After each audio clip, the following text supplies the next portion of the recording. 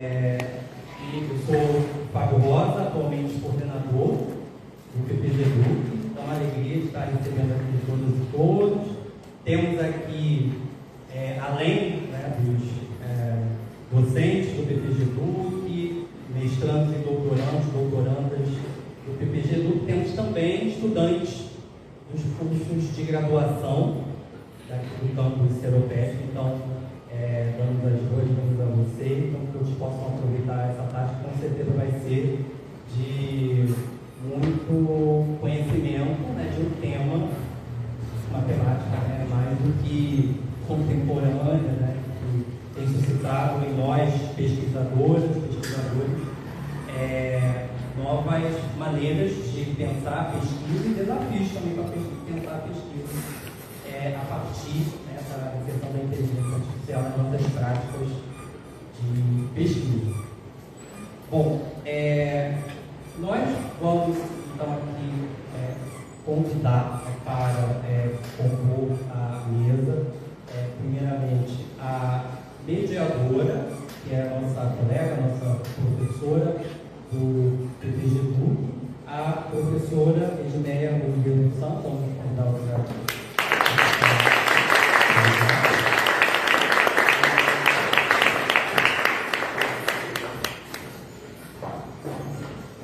e convidamos para então compor a mesa ou para que irá conduzir a nossa aula magna, o professor doutor Mariano Pimentel.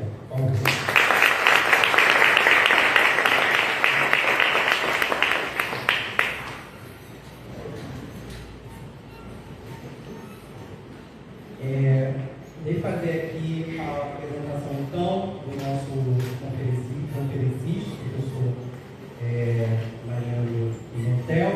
Professor Mariano Pimentel é doutor em informática pela Pontifícia Universidade Católica do Rio de Janeiro e atualmente é professor na Universidade Federal do Estado do Rio de Janeiro, no Rio. Atua na pós-graduação em informática e no bacharelado em sistemas de informação. Lecionou por 10 anos no curso de licenciatura em Pedagogia à Distância da Unirio, CEDESC-UAB. Ganhou o prêmio Jabuti em 2012 pelo livro Sistemas Colaborativos. É coordenador do grupo de pesquisa Comunicatec, Pesquisa, Desenvolvimento e o uso de tecnologias de comunicação para educação e colaboração. É colaborador do GPEC, Grupo de Pesquisa, Educação e Cybercultura, GPDOC, Grupo de Pesquisa, Docência e Cybercultura, em colaboração com a Universidade Federal do Rio de Janeiro, e do CIBERDEM, Grupo de Pesquisa e Inovação da Cyberdemocracia. Realiza pesquisas na área de sistemas de informação, informática e educação, sistemas colaborativos de educação e cybercultura. O professor Mariano, seja muito bem-vindo. Vamos passar então, primeiramente, a palavra para a mediadora, a professora Edmeia.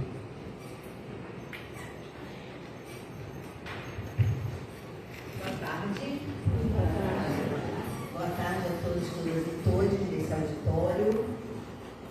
É uma alegria ver esse auditório cheio, com tanta diversidade, com tanta diferença.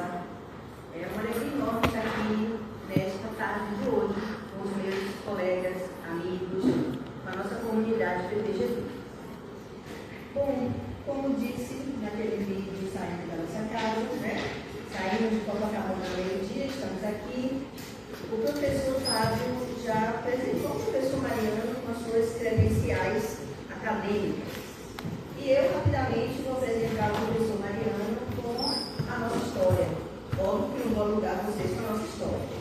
Mas quando, Mariano, a nossa comunidade, o nosso coletivo PPG-DUC demandou o tema de hoje, por motivos óbvios, Durante esse processo seletivo, durante os nossos encontros de orientação, as nossas correções de textos, artigos, capítulos, como pareceristas de revistas de diferentes periódicos, todos nós, professores e professoras do PPG-DUC, estamos sentindo as marcas, a materialidade do uso equivocado das IAs generativas. Referências que nunca existiram, tiram, inclusive nossas próprias, não só referências bibliográficas, mas como também operações conceituais absurdas. Então, durante esse período, nesse momento, nós estamos em processo seletivo para novos mestres e doutores, novos mestrandos e doutorandos, e é muito comum a nossa partilha dentro dos nossos grupos, por linhas, por outros grupos de afinidades, dilemas. E como já nos ensinou o Tabalza, dilemas docentes são aquelas coisas que tiram nosso sono, né? Dilemas docentes são essas inquietações que mexem com a gente, que tiram a gente dos nossos lugares de conforto, tanto no ensino, na pesquisa e na extensão. E a gente, né? Nós aqui, eu, você e mais alguns colegas, quase todos, conversando com a professora Fabiane, o professor Rodrigo outro dia, colegas que estão lendo os documentos oficiais de diferentes instituições, da CAPES, do nosso próprio documento. Alguns documentos são bastante tecnicistas, outros não vão direto ao assunto, né? E também como pesquisadores mais diretos, obviamente todos nós que trabalhamos com a produção de conhecimento em nosso tempo, já estamos trabalhando com a IA de alguma forma, mas temos também as pessoas que pesquisam sobre isso. Aqui a gente tem também o nosso colega professor Marcelo Bairral, que também é da nossa área, né? Grande área da tecnologia. Então, são dilemas que realmente têm inquietado. E eu gosto sempre de trabalhar com essa duplinha de conceitos. Se temos dilemas, precisamos ir ao encontro dos etnométodos, que são os jeitos próprios de fazer, né, gente? Etno, uniforme, cultura, método é jeito de fazer. Cada um de nós aqui nesse auditório, seja graduando, mestrando, doutorando, orientador, professor, nós temos os nossos jeitos de fazer pesquisa em nosso tempo. Usamos as IAs, estamos usando as IAs. Mas de que forma a gente pode usar a IA sem comprometer a nossa autoria, a nossa identidade, a nossa marca registrada? Qual a melhor forma de usar? Quais são os limites éticos? Como escrever? Há quem fale uma escrita híbrida, há quem fale uma escrita coautoral com a IA, há quem diga que a IA é coautora, é um agente conversacional ou uma mera ferramenta. Então, todo esse debate de como fazer, como não delegar as tecnologias à nossa autoria, que é tudo que a gente tem, né? Se tiram de nós a nossa autoria, o que será? E, obviamente, que a gente chega nas bancas de mestrado e doutorado e a gente percebe que alguns colegas não prestam atenção na sutileza, no detalhe, no silêncio, no ato falho, na operação conceitual equivocada. Recentemente eu tenho percebido que os colegas nunca prepararam tantos pareceres escritos. Mas geralmente os pareceres vêm assim: aspectos positivos, fundamentos, metodologias, o que melhorar, e a sutileza de quem senta e lê a tese não aparece, não tem aparecido, ou tem aparecido muito pouco. Então, o atual momento histórico é dramático. Muitos de nós não estão lendo e nem escrevendo de forma autoral. E isso é um dilema do nosso tempo, sim. É uma honra receber Mariana Pimentel na nossa comunidade. Mariana Pimentel é um grande amigo e um parceiro intelectual dos melhores no Rio de Janeiro, porque a gente precisava trazer alguém do Rio de Janeiro. No Rio de Janeiro, nas minhas redes, eu tenho umas 4 pessoas que eu traria para a aula de hoje. E o Mariano foi a primeira pessoa que eu pensei, porque há mais de 3 anos, ou mais ou menos isso, estamos juntos, utilizando as IAs, praticando, forjando jeitos de fazer, com muita crítica, também alguma responsabilidade, e alguns devaneios também. E essa aula de hoje foi uma cocriação nossa, minha e do Mariano. A gente cocriou essa aula de hoje para a gente ter ela como disparador para muitas conversas, eu tenho certeza. Mariano, seja muito bem-vindo. E agora eu vou voltar, porque eu quero te ver e degustar com meus colegas essa preleção para a gente poder fazer um debate bem desse jeito, como a gente gosta de fazer. Seja muito bem-vindo à nossa Ciberrosa.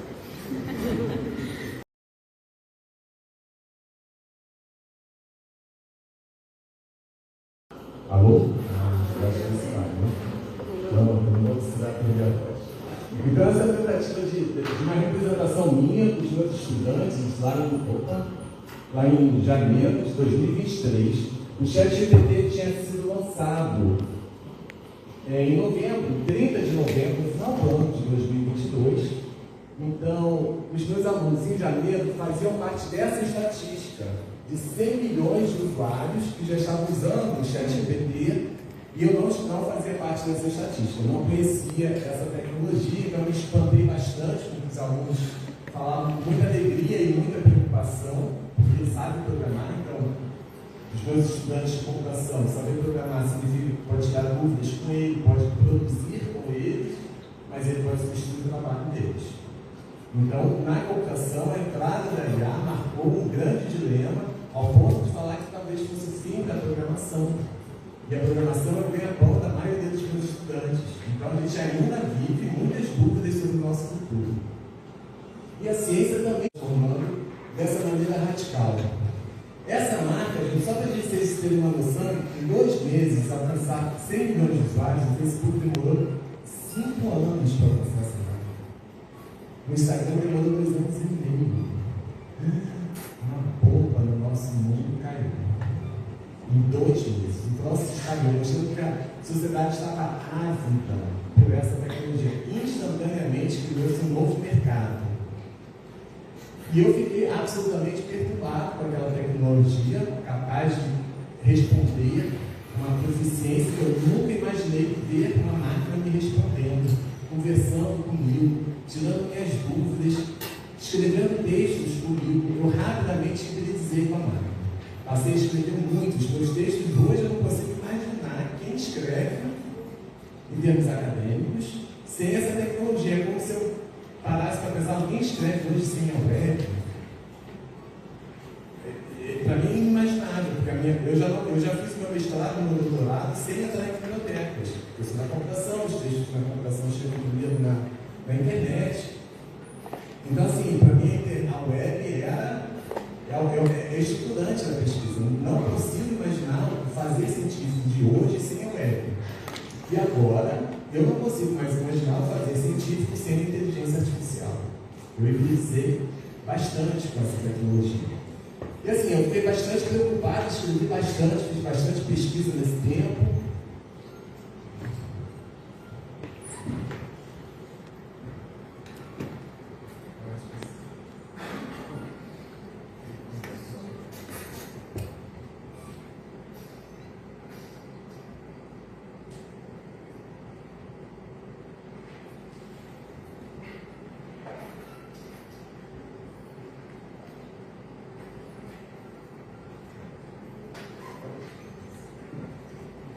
E comecei a aceitar os convites para fazer lives, palestras. Reparei de contar quando eu cheguei a 100, um pouco mais. Santaella, o pessoal da SPC, que é a Sociedade Brasileira de Computação, várias universidades. Está dando algum problema aqui.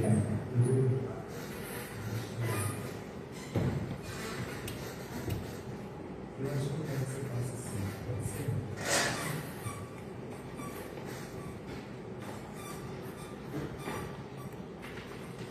Muitos eventos de informática na educação, da SPC, entrevista para a TV Globo, do Rio, Bom Dia Rio Grande, eventos muito importantes, né? Pode passar, por favor, e muita formação de professores. Então, eu estou contando, eu estou na minha 20ª formação, escrito errado no mês que vai ser o mês 5, lá para hoje, 2 turmas, 24 horas. É um espaço que eu acho muito importante. A gente. Eu entendo a formação dele. Imagina, não tenho a menor condição de ensinar um professor de medicina como ele vai ensinar medicina com o IA na sala de aula dele. Mas é um espaço importante para nos reunirmos, enquanto docentes do nosso tempo, para conversarmos sobre essas possibilidades. Então, é um espaço que quem é o chefe aqui da Plural, que cria esse espaço de formação docente, é importante. É importante, é transformador. Os professores chegam com muito medo em relação a muitas dúvidas e muitas preocupações em relação ao uso da IA e saem do curso de 20 horas, 20 e poucas horas, absolutamente transformados. Eu vejo essa transformação, é muito importante termos algumas horas de conversa com esses professores. Então, Leia, se você puder acionar e fazer isso acontecer natural, ou outros parceiros também, como o Marcelo, acho importante. E como fechamento, né? Não é fechamento, um momento importante nessa minha jornada, eu organizei esse livro. E eu trouxe um exemplar do livro para cada um. Basta apontar aí para a tela e escanear aí o QR Code, você vai conseguir fazer o download desse exemplar para você. Eu chamo, gente, esse livro de livro-curso, porque ele foi sistematizado a partir das experiências de formação. Então, os capítulos mostram diferentes usos por diferentes IAs. Então, eu escrevi a parte a capa e sou uma leitura privilegiada e acho que vale a pena mesmo. Esse livro ele foi escrito para ser um livro de referência desses cursos de formação de professores. Eu nem consigo cobrir todo o livro nas 20 e poucas horas que eu passo com os professores, mas é um livro que teve essa intenção. No final eu volto a projetar para quem tiver aqui o QR Code, aí eu deixo a tela para vocês terem mais tempo. Mas eu parto de todo esse trabalho, esse investimento acadêmico dos últimos 3 anos, eu parto dessa certeza, o mundo mudou, essa tecnologia não é pouca coisa, ela não vai embora, assim como a web não foi embora, os celulares não foram, os sistemas de redes sociais não irão, e agora a tecnologia que marca a nossa década é a IA generativa e ela está estruturando as práticas de pesquisa científica, as práticas docentes, as práticas de estudo e aprendizagem, está transformando as práticas de fazer cinema e de direito, está sendo muito importante, na medicina. O troço está transformando e reestruturando, ou seja, uma infraestrutura dessa nossa sociedade contemporânea. Então, em termos de usos acadêmicos, o que eu acho que está mais sendo transformado pela IA? Então, a primeira coisa que ficou óbvia é a nossa prática de estudar e aprender alguma coisa. Tem uma dúvida, pergunta para a IA. Quer aprender um pouco mais? Vai na IA e começa a conversar com ela. Então, as práticas de estudo dos meus estudantes mudou, as práticas mudaram significativamente. O estudante que eu fui, que não tinha nem a web na minha época, década de 90, hoje estudar é completamente diferente. Completamente diferente. Já era muito diferente, porque tinha um acesso às fontes, como que eu não tinha, eu tinha que pegar um livro, a xerox do livro na minha... Tinha uma xerox lá nos livros. Hoje em dia os alunos já não pegam, eles nem pegam mais o livro de referência do professor, vão assistir videoaulas, vão fazer cursos online, e agora uma tecnologia que responde, tira as dúvidas, faz os exercícios com eles, corrige. Então foi transformador. Muito interessante ver as novas práticas de estudo e aprendizagem. Como professor, eu também vejo que a minha prática transformou. Os slides foram esses que foram feitos com a ajuda da IA. Imagens foram feitas com a ajuda da IA. Testes, questões, quiz, me ajudar a corrigir, me ajudar a elaborar textos da turma. A minha prática como docente foi reconfigurada pela tecnologia de IA generativa. A minha escrita foi o que eu percebi de transformação mais imediata. Eu rápido, em 2 semanas, eu já estava totalmente utilizado com a IA, escrevendo com ela como uma parceira intelectual, jamais perdendo a minha autoria, mas como uma parceira que pensa comigo, que amplia a minha criatividade. E eu vim falar aqui com vocês das práticas de pesquisa, como a minha prática de pesquisa está sendo transformada pela tecnologia. A revisão de literatura, a escrita dos textos, a análise de dados, a elaboração dos instrumentos de pesquisa, o desenho da pesquisa, etc. E é claro que também ela é capaz de criar imagens, vídeos, então a gente está falando de uma tecnologia capaz de produzir conteúdos em múltiplas linguagens. Eu vou focar hoje na pesquisa científica. novas práticas, não sei se vocês, eu estudo isso, eu todo dia, toda hora, sou bombardeado por várias postagens sobre essas transformações da prática científica com o IA. Então eu trouxe duas para a gente poder ter outras vozes além da minha falando dessas mudanças. Essa professora, a Fernanda, no Instagram, o endereço é Pesquisa na Prática, e ela está falando de uma prática que eu acho incrível, que é você estudar um texto com apoio da IA. Isso a gente vai falar de fichamento desse texto, né, com o apoio da IA. Pode dar uma indicação para o texto. Vamos à inteligência artificial para ler artigo científico melhor, mais rápido, e a gente direcionar para um fichamento que resolve segundo genérico, né, gente? Para isso funcionar, você vai precisar de três coisas: um documento de Word, um arquivo PDF desse artigo que você quer ler e uma inteligência artificial da sua preferência. Pode ser ChatGPT, pode ser Cloud, pode ser Gemini, pode ser o que você quiser. Primeiro de tudo, a gente vai dar uma linha exploratória nesse artigo. Então, eu vou abrir o artigo e eu vou ver aí quais são as principais referências, a estrutura do artigo, se tem figura, se não tem, se tem tabela, se não tem. E eu vou lendo aqui, naturalmente vai surgir um monte de informação. Aí já tem perguntas, já tem perguntas, opa, isso aqui faz. O que eu vou fazer? Todos esses sentimentos que eu tenho até nos três, vai pensando, entendeu? Eu vou botar no meu documento de Word. Na sequência, eu vou subir o PDF do artigo na inteligência artificial e aí eu vou começar a interação, perguntando primeiro as suas dúvidas que eu coloquei lá no documento de Word. Eu vou perguntando, vou lendo mais um pouquinho, vou perguntando, isso tudo que está falando, o nome disso, como parafrasear isso, como aquilo. Desse jeito, a gente tem algumas vantagens. A gente não só preserva a sua autoria, mas a gente expande o seu raciocínio. Porque nesse bate-bola, você faz com que a gente comece a juntar as pecinhas. A gente vê assim, obviamente, um nome plástico, até mesmo claro acidental que você pode cometer sem saber. E a grande vantagem é que esse documento de hoje, você vai aprendendo já abrir o seu documento. Com as suas palavras, com o seu raciocínio. É assim que a gente usa a inteligência artificial de forma integrada ao processo de pesquisa. Tudo isso e muito mais que você vai ter na comunidade de inteligência acadêmica. Vem comigo na maior plataforma de inteligência artificial na pesquisa deste Brasil. Bora! Ela está vendendo o curso dela, claramente, né? Mas ela dá um recado importante, que é uma prática que os meus alunos já adotaram e eu também, que é atacar o texto na IA e conversar com a IA sobre aquele texto. Sem abandonar a leitura. Isso talvez os meus alunos de graduação não tenham entendido ainda. Mas os de pós já entenderam. Você precisa ler o texto, como ela falou, você vai lendo o texto e tem uma dúvida. Para quem você pergunta há 4 anos atrás? Para ninguém. Você fica com aquela dúvida, talvez se anote, para tirar com o professor no encontro semanal que vai ter para debater aquele texto. Hoje você não precisa esperar esse encontro. Você vai para a IA e vai conversar com essa inteligência que é diferente da sua, sobre aquele texto, sobre as suas dúvidas, sobre a relação com a sua pesquisa. Vai fazer diversas anotações, vai produzir coisas nessa conversa. A produção dessas coisas pode ser útil para depois você transformar em parte do seu texto de TCC, do seu artigo, da sua tese. Então, repara. Pode dar mais um aí? Vamos à inteligência artificial para ler artigo científico melhor, mais rápido, e a gente direcionar para o fechamento. Então, nós estamos falando aí de um uso da IA como uma interlocutora, que a gente possa conversar com ela sobre aquela obra.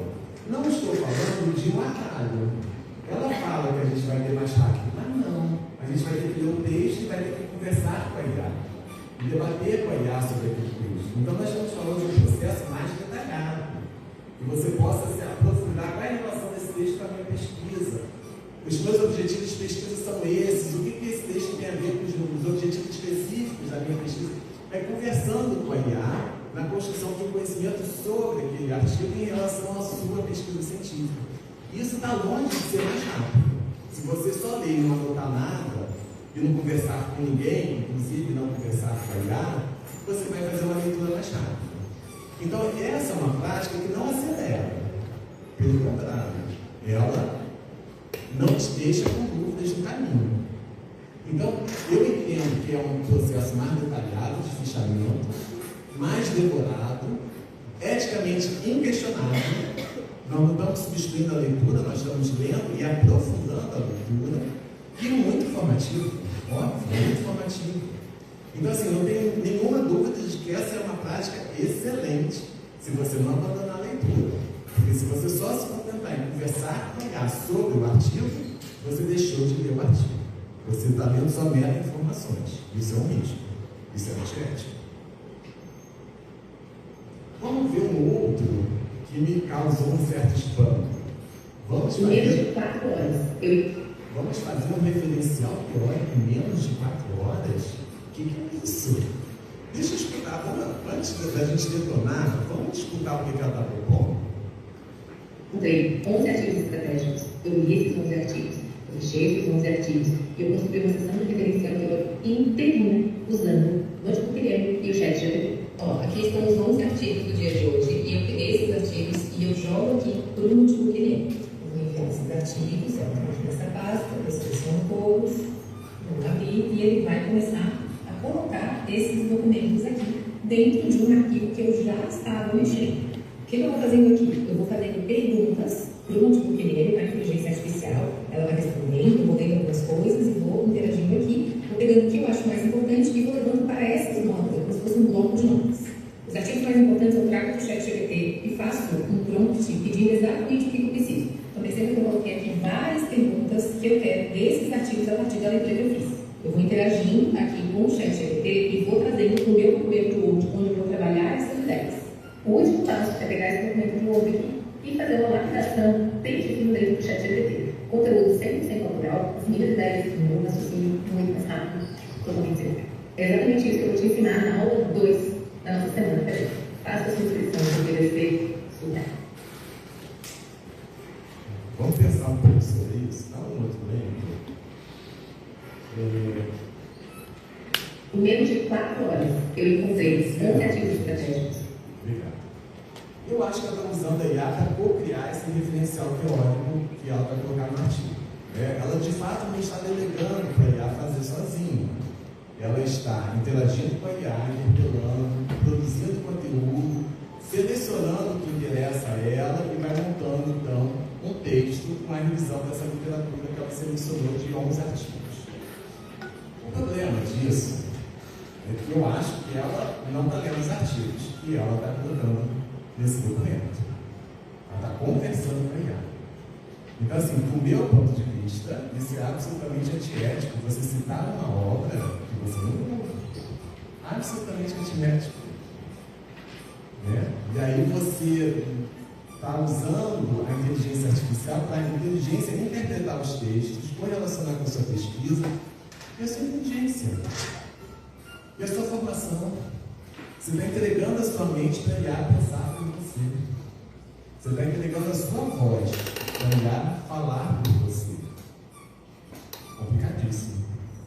Antiético. E para a formação é o fim da formação. Ninguém se forma desta maneira. Não há formação possível desta maneira. Então, montar um referencial teórico não pode ser entendido como uma ação burocrática, que você vai usar a IA para se livrar dela. Não é para isso. A construção de um referencial teórico é para você entender as teorias, as linhas, tentar entender como é que você problematiza aquela área, como é que a área pensa, quais são as possibilidades, e você vai se formando nesse processo. Não é um processo que você se forma em 4 horas, né?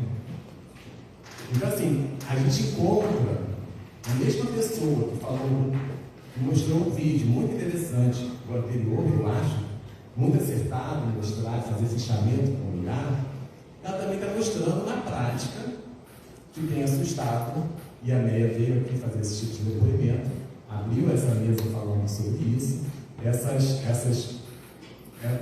esse estranhamento que ela percebe de quadros com articulações teóricas inadequadas. Na hora que a pessoa vai defender, ela não consegue, porque ela não sabe o que daquele conceito. E aí, não se formou. E este nosso contexto é o nosso trabalho de orientação semanal, com os nossos grupos de pesquisa, né? O grupo de pesquisa é a nossa primeira comunidade científica. Quando a gente faz mestrado e doutorado, o primeiro grupo de pesquisa é o grupo de pesquisa da gente. A primeira comunidade científica que a gente tem acesso na vida é o grupo de pesquisa. a gente aqui, né, toda terça com os nossos alunos, construindo durante 4 anos de doutorado o quadro teórico, não é, Rodrigo? Construindo durante 2 anos com alunos de mestrado o quadro teórico, estudando os textos, conversando densamente. Então, não se faz um quadro teórico em 4 anos, ou em 4 horas. Né? A gente precisa de 4 anos, minimamente, para fazer isso no doutorado. Bom, já que eu sou debatedora, eu fiquei... Mas não vou abusar, tá? Mas esse vídeo é provocativo mesmo, ele me causa um certo espanto. Eu gosto dela, eu acho que ela tem falas muito adequadas, mas eu acho que ela estava vendendo o curso dela.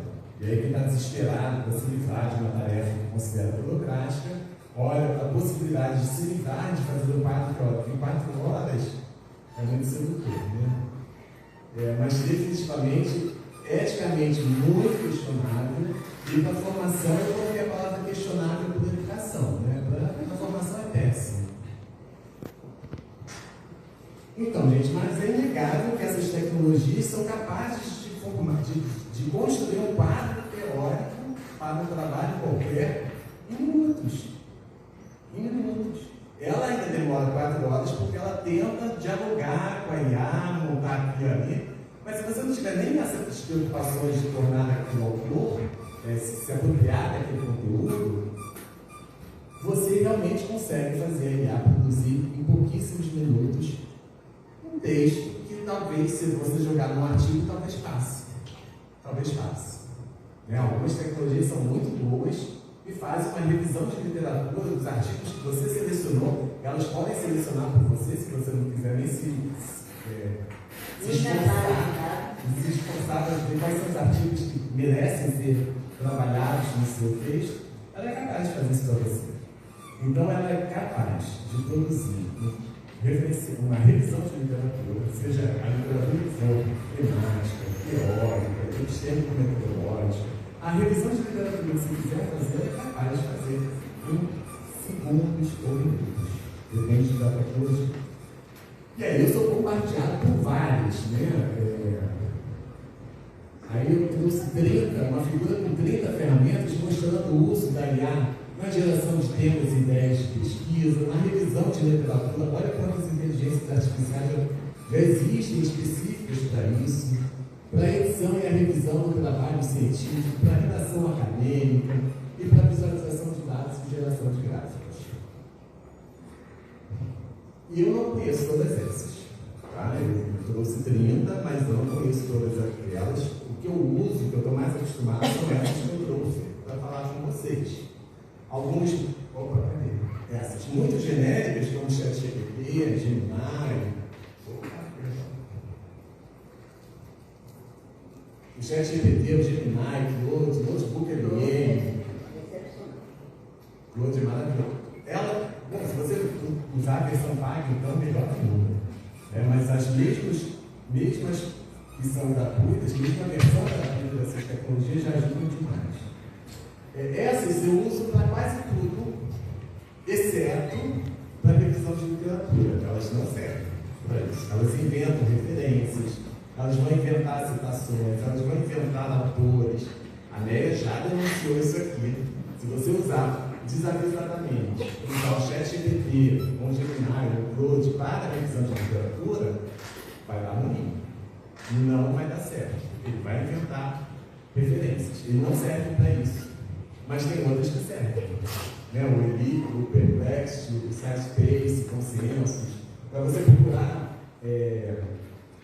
artigos que te interessam, o Google Scholar é muito bom, o Google Acadêmico. Já era maravilhoso, uso sempre para fazer pesquisa. Agora ele tem o Google Acadêmico Labs, que você pode fazer uma pergunta. E aí ele vai trazer as referências que te ajudam a responder aquela pergunta e ele já mostra como aquela referência responde aquela pergunta.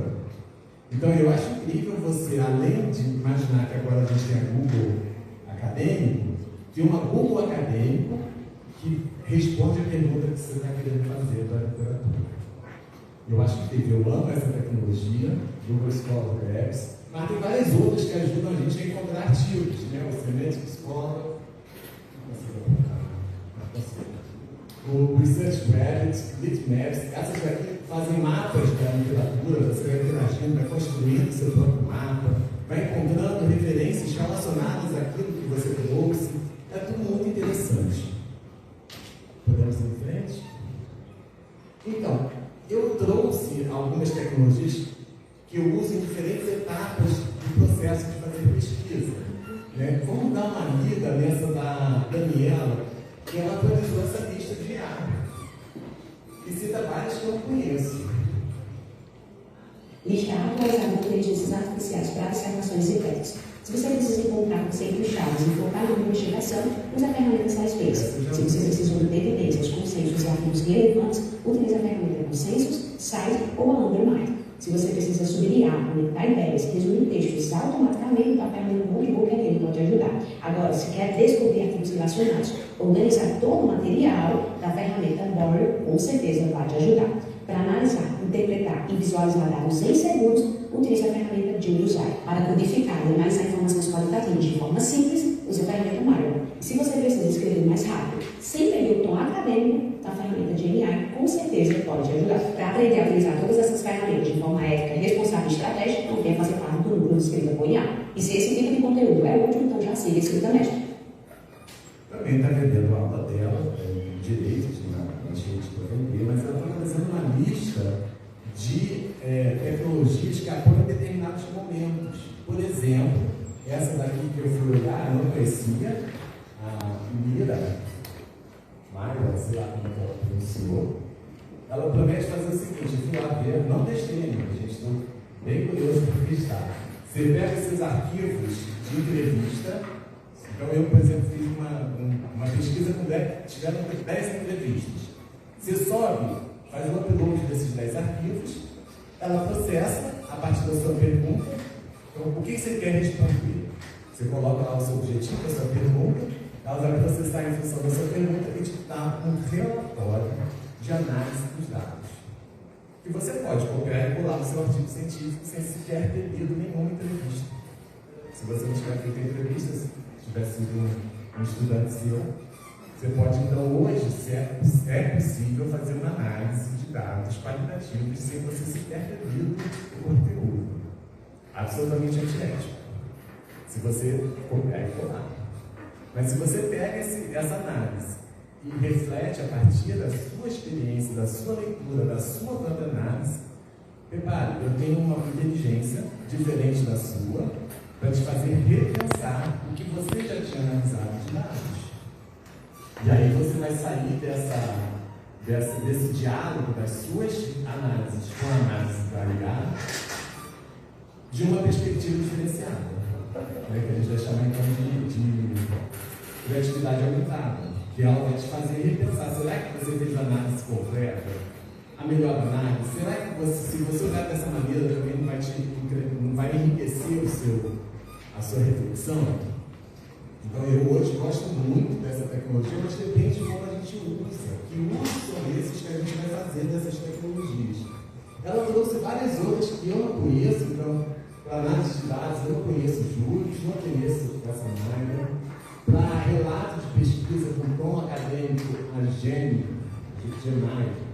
também não conheço. Gente, são muitas, né? Muitas. Para a revisão de literatura, ela mostrou vários que eu conheço, mas mostrou essas duas que eu não conheço. Então, assim, não dá para a gente dar conta de acompanhar tudo.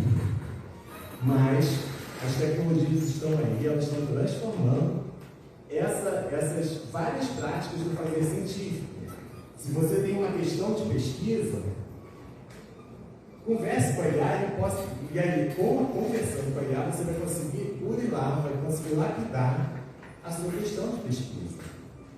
Porque é uma inteligência que pensa diferente de você e, portanto, vai te trazer outros insights, outras formas de pensar, vai te provocar, e aí duas cabeças vão pensar melhor que uma só. Sem a entrega. O problema é não dar entrega, quando a gente deixa a IA fazer por nós. Aí nós perdemos a nossa autoria, a nossa inteligência, a gente terceiriza o trabalho para a IA fazer por nós. Não é dessa perspectiva que eu estou falando do uso da IA, do fazer da academia. listar. Eu acho que eu vou pular essa dinâmica. Ou faço? Pra gente saber quanto tempo eu tenho aí. Vou. Eu acho que eu vou fazer a segunda dinâmica. Eu acho que essa eu vou pular, eu quero saber quais são as tecnologias que vocês estão usando. Porque, assim, eu acho que choca para o professor que não sabe que os alunos estão usando, perceber que todo mundo está usando. E usando vários.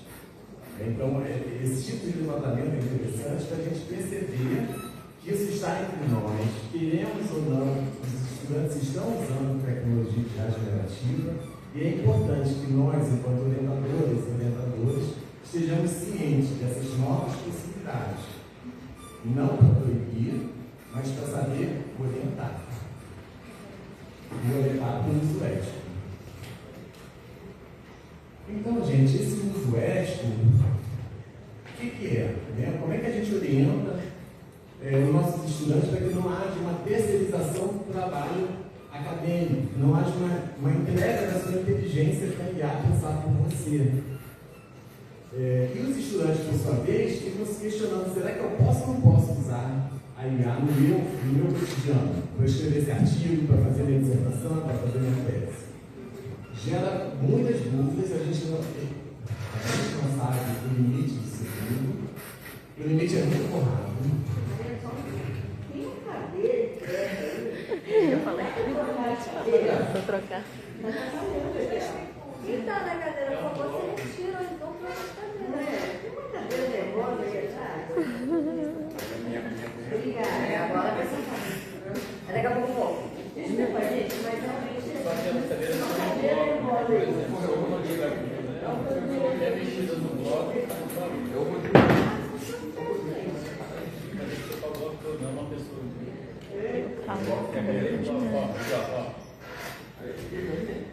Não, mas essa é uma. Não, lá atrás eu vou medir uma coisa.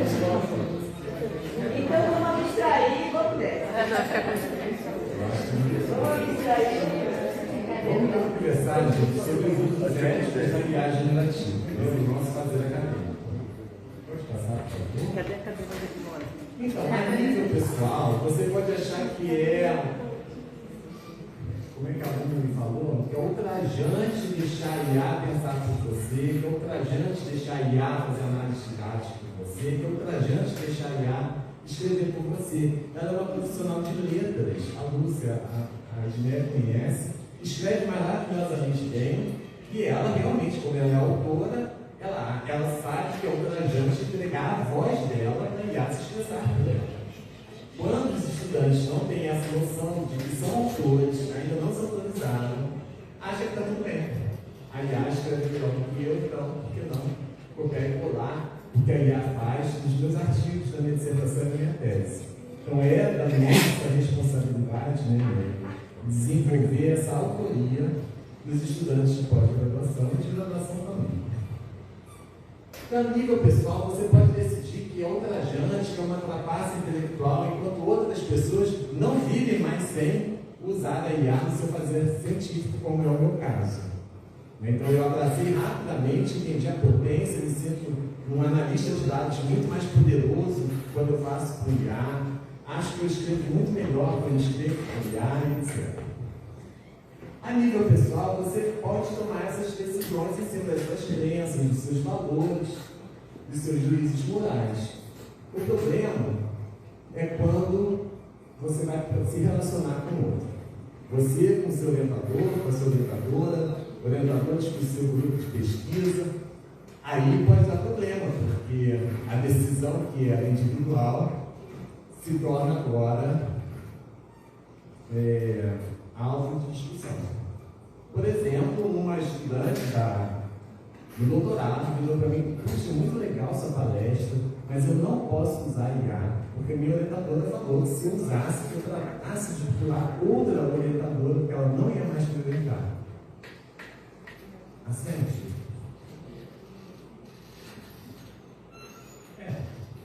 Por outro lado, eu me reconheço assediando da outra maneira.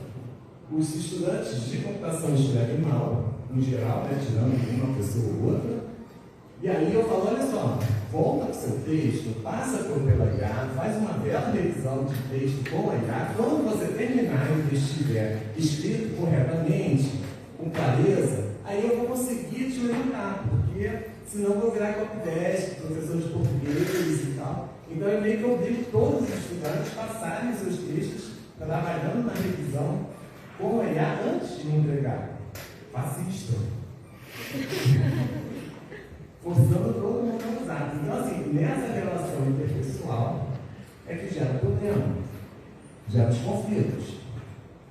Vamos em frente? E aí precisa, então, da mediação institucional, criar regras. Pode ou não pode usar IA? E aí nós vimos, a partir de 2023, 2024, começaram as instituições se organizar e se posicionar. Como poderia usar, em que momento pode, o que não pode. Alguns estereótipos também fizeram isso. Alguns estereótipos não deixam que a análise de dados seja feita por IA, por exemplo, mas aceitam que a revisão do texto seja feita por IA. Então, os estereótipos foram se posicionando e as instituições também. Vamos em frente.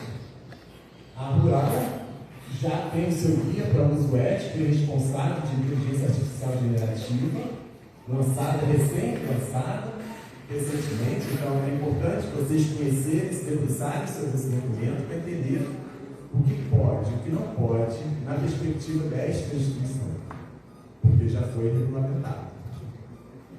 Vamos em frente. A nível nacional, e aí o que acontece? Cada instituição tem seu regulamento. Estranho, umas deixam analisar dados com IA, outras não deixam. E aí, se eu não deixo, será que os meus estudantes não estão em desvantagem daqueles que podem fazer análise com texto, análise de dados com IA? Então, assim, começou a ficar claro que ela precisa ter uma regulamentação nacional. A gente precisa se entender sobre isso. E já estamos tendo algumas iniciativas. O MEC lançou esse ano o referencial ao desenvolvimento e uso responsável de IA na educação, não na pesquisa, na educação. Então, como estudante, como professor, o que é ético, o que não é. Esse referencial nos dá um guia, né? Uma direção sobre como pensar no uso da IA na educação. Os professores, também o Andifes, né, criou o seu diretrizes para o uso de IA nas instituições de ensino superior do Brasil. O Conselho Nacional de Educação, esse mês passado, votou em regras para o uso de IA em sala de aula, com foco na escola básica, mas também valendo para as universidades, mas ainda não tem um documento oficial sobre isso. Em 2026, março, mês passado, né, o CNPq aprovou, né, publicou as suas diretrizes para o uso ético, responsável e mantenha a integridade acadêmica. E o CNPq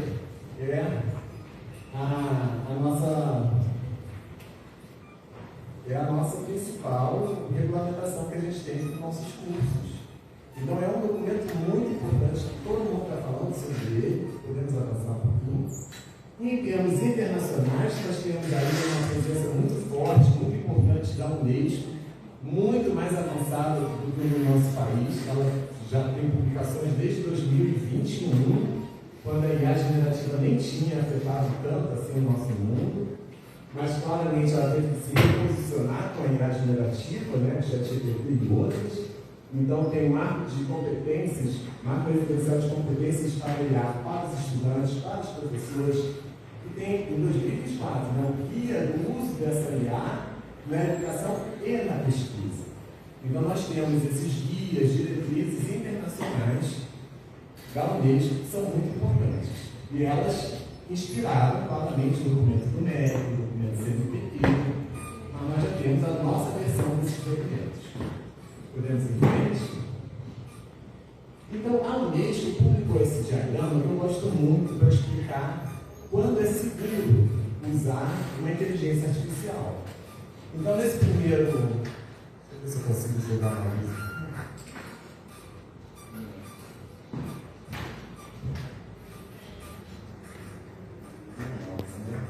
Nesse primeiro glossário está escrito assim: é importante que o resultado seja verdadeiro? Em geral, você vai lá para tirar uma dúvida sua, você não vai publicar aquele resultado. Então, você não tem uma responsabilidade sobre aquilo que você está publicando. Você não vai publicar. É só para tirar a sua dúvida, para você conversar com a IA de maneira espontânea, sem nenhum compromisso. Então, se ela produz alguma coisa falsa, tudo bem, você não publicou. Então, é seguro usar se você não precisa que o resultado seja verdadeiro. Mas se você precisa, você está preparando uma aula, ou um referencial teórico, ou uma análise de dados que vai ser publicada, então o conteúdo tem que estar verdadeiro. Então, peraí, então a gente tem que conversar um pouco mais para saber se esse uso é seguro ou não. Você tem perícia para verificar se a saída é precisa? Por exemplo, eu queria traduzir um trecho do alemão e colocar no meu livro. Mas eu não falo alemão. Eu não tenho perícia para avaliar se aquela tradução feita por IA é adequada ou inadequada. Então não é seguro copiar e colar o que a IA fez e jogar no meu livro. Não posso fazer isso. Porque eu não tenho a perícia para verificar se aquilo está certo ou errado. Então, se você não tem a perícia, não é seguro. Agora, se você tem a perícia, por exemplo, em inglês eu falo, escrevo, então eu sou capaz de avaliar se uma revisão está adequada ou não. Nesse caso, eu tenho a perícia para avaliar, então você é capaz e está disposto de assumir total responsabilidade pelas imprecisões que você não percebeu. Porque você talvez não dê conta de tudo. Talvez passe alguma coisa, porque como não foi você quem fez, talvez passe coisas que você nem estava vendo. E aí pode ter um viés, pode ter uma articulação inadequada num determinado teórico. Então assim, você está disposto a arcar com todos os prejuízos que isso puder vir de errado com aquela informação? Se você estiver disposto, talvez seja seguro, porém você vai ter que verificar tudo que está escrito. Porque aí você vai ter que se apropriar. Você vai ter que checar as informações, você vai ter que estudar aquilo para poder publicar. Aí é seguro usar a IA. O que está por trás dessas afirmações? A integridade acadêmica. Você tem que ter a responsabilidade autoral. No final das contas, você não pode dizer que foi a IA que fez. É sempre o autor. É sempre você que fez aquele documento. Então você não pode falar, isso foi um erro da IA. A IA não tem nenhuma responsabilização. É você que é o responsável. Você que é a responsável. Então, tem que ter a responsabilidade autoral. Outra, você também pode colocar uma referência que você não leu. Isso é desonestidade intelectual. É preciso ter honestidade intelectual. É preciso ter o rigor científico, ou seja, revisar, checar, certificar-se. E tem que dar transparência. Então, outro princípio da integridade acadêmica é que você tem que... transparência, né? Você tem que dar transparência para aquilo. Se usou IA, tem que contar que usou. Isso é obrigatório usar, dizer. Assumir que usou. Assumir que usou, gente, não é um problema. O problema é quando não tem integridade acadêmica, tem desonestidade intelectual. Você cita alguém que você não leu, faz uma articulação teórica de um teórico que você não estudou. Aí nós estamos partindo do problema de integridade acadêmica. Então, esses são os princípios que vão nos guiar sobre como usar a IA no nosso fazer científico. É a tal da integridade acadêmica. Isso tem que ser mantido. Se violarmos esses princípios, o uso está estranho, o uso está inadequado, antiético. Eu gosto de usar essa figura para nos ajudar a pensar quando é ético e quando é antiético. Antes da IA generativa, o que nós podíamos fazer era o quê? Escrever um texto 100% humano. A gente sabia que eram os nossos estudantes que tinham escrito aquele documento, a não ser que ele falhasse com alguém na coisa. Oi? Tudo bem. Podemos vir ainda antes mesmo da internet, a gente. Não, mas eu copiava da base. A gente não tinha exatamente a garantia, mas enfim. Se Se a pessoa estiver sendo íntegra academicamente, ela vai ter escrito aquele documento, e a gente sabe que antes da IA, era 100% humano aqueles textos. Não sei que ela tivesse plagiado, não. Por outro lado, você também pode ter textos que a IA gera, mesmo sem prompt. Porque no momento que você tem um prompt humano, você já não está mais com textos 100% artificiais. Porque tudo na IA generativa é assim, tudo começa com prompt humano. E a IA vai tentando completar aquele prompt. Aquela pergunta que você fez. Então tem muito da intencionalidade humana quando vem uma resposta para a IA. Você já está indo no seu prompt, na sua pergunta, na sua intencionalidade, na sua interpretação, no seu dilema, no seu objetivo. Não é mais 100% artificial aquele resultado. Mas, se você copia e cola o que a IA fez, você é autor do prompt, não da obra. Então, assim, nós não estamos falando de autoria de prompt, a gente está falando da autoria da dissertação, da tese, do artigo de referencial teórico, da análise de dados. Se você copia e cola o que a IA fez, você delegou para a IA fazer por você, usando a IA como uma escritora fantasma, uma analista de dados fantasma. Isso é absolutamente antiético, é como se estivesse pagando alguém para fazer a sua dissertação, a sua tese, o seu artigo. Já era antiético antes, continua sendo antiético agora, se você delegar qualquer coisa de criação para a IA fazer por você. Sempre assim. Nesse outro, já dentro desse eixo, né, de todo mundo que está usando o IA, está aqui dentro. Aqui é quem não usa nada de IA, aqui não tem nenhuma autoria humana. Quando você senta para fazer com a IA generativa, você está em alguma posição daqui. Eu critiquei, mostrei que isso aqui é absolutamente antiético. Por outro lado, isso daqui é totalmente ético. Você cria o texto, então a autoria é sua, e pede para a IA fazer uma revisão daquele texto. Revisar os erros de concordância, pontuação, vírgula no lugar errado, deixar o texto um pouquinho mais claro, mas a autoria está preservada. Ora, isso já era ético antes da IA. Você podia pagar alguém para fazer a revisão do texto para você. Isso é considerado necessário em alguns periódicos, porque a gente sabe que um texto bem escrito tem mais qualidade do que aquele texto escrito pelo pessoal da computação. Não escreve tão bem assim. Então nós temos, mas a autoria está preservada, porque esse revisor de texto não vai transformar o seu conteúdo, não vai interferir no seu conteúdo. Então a gente também não tem dúvida que o uso da IA como uma assistente, ela é absolutamente ética.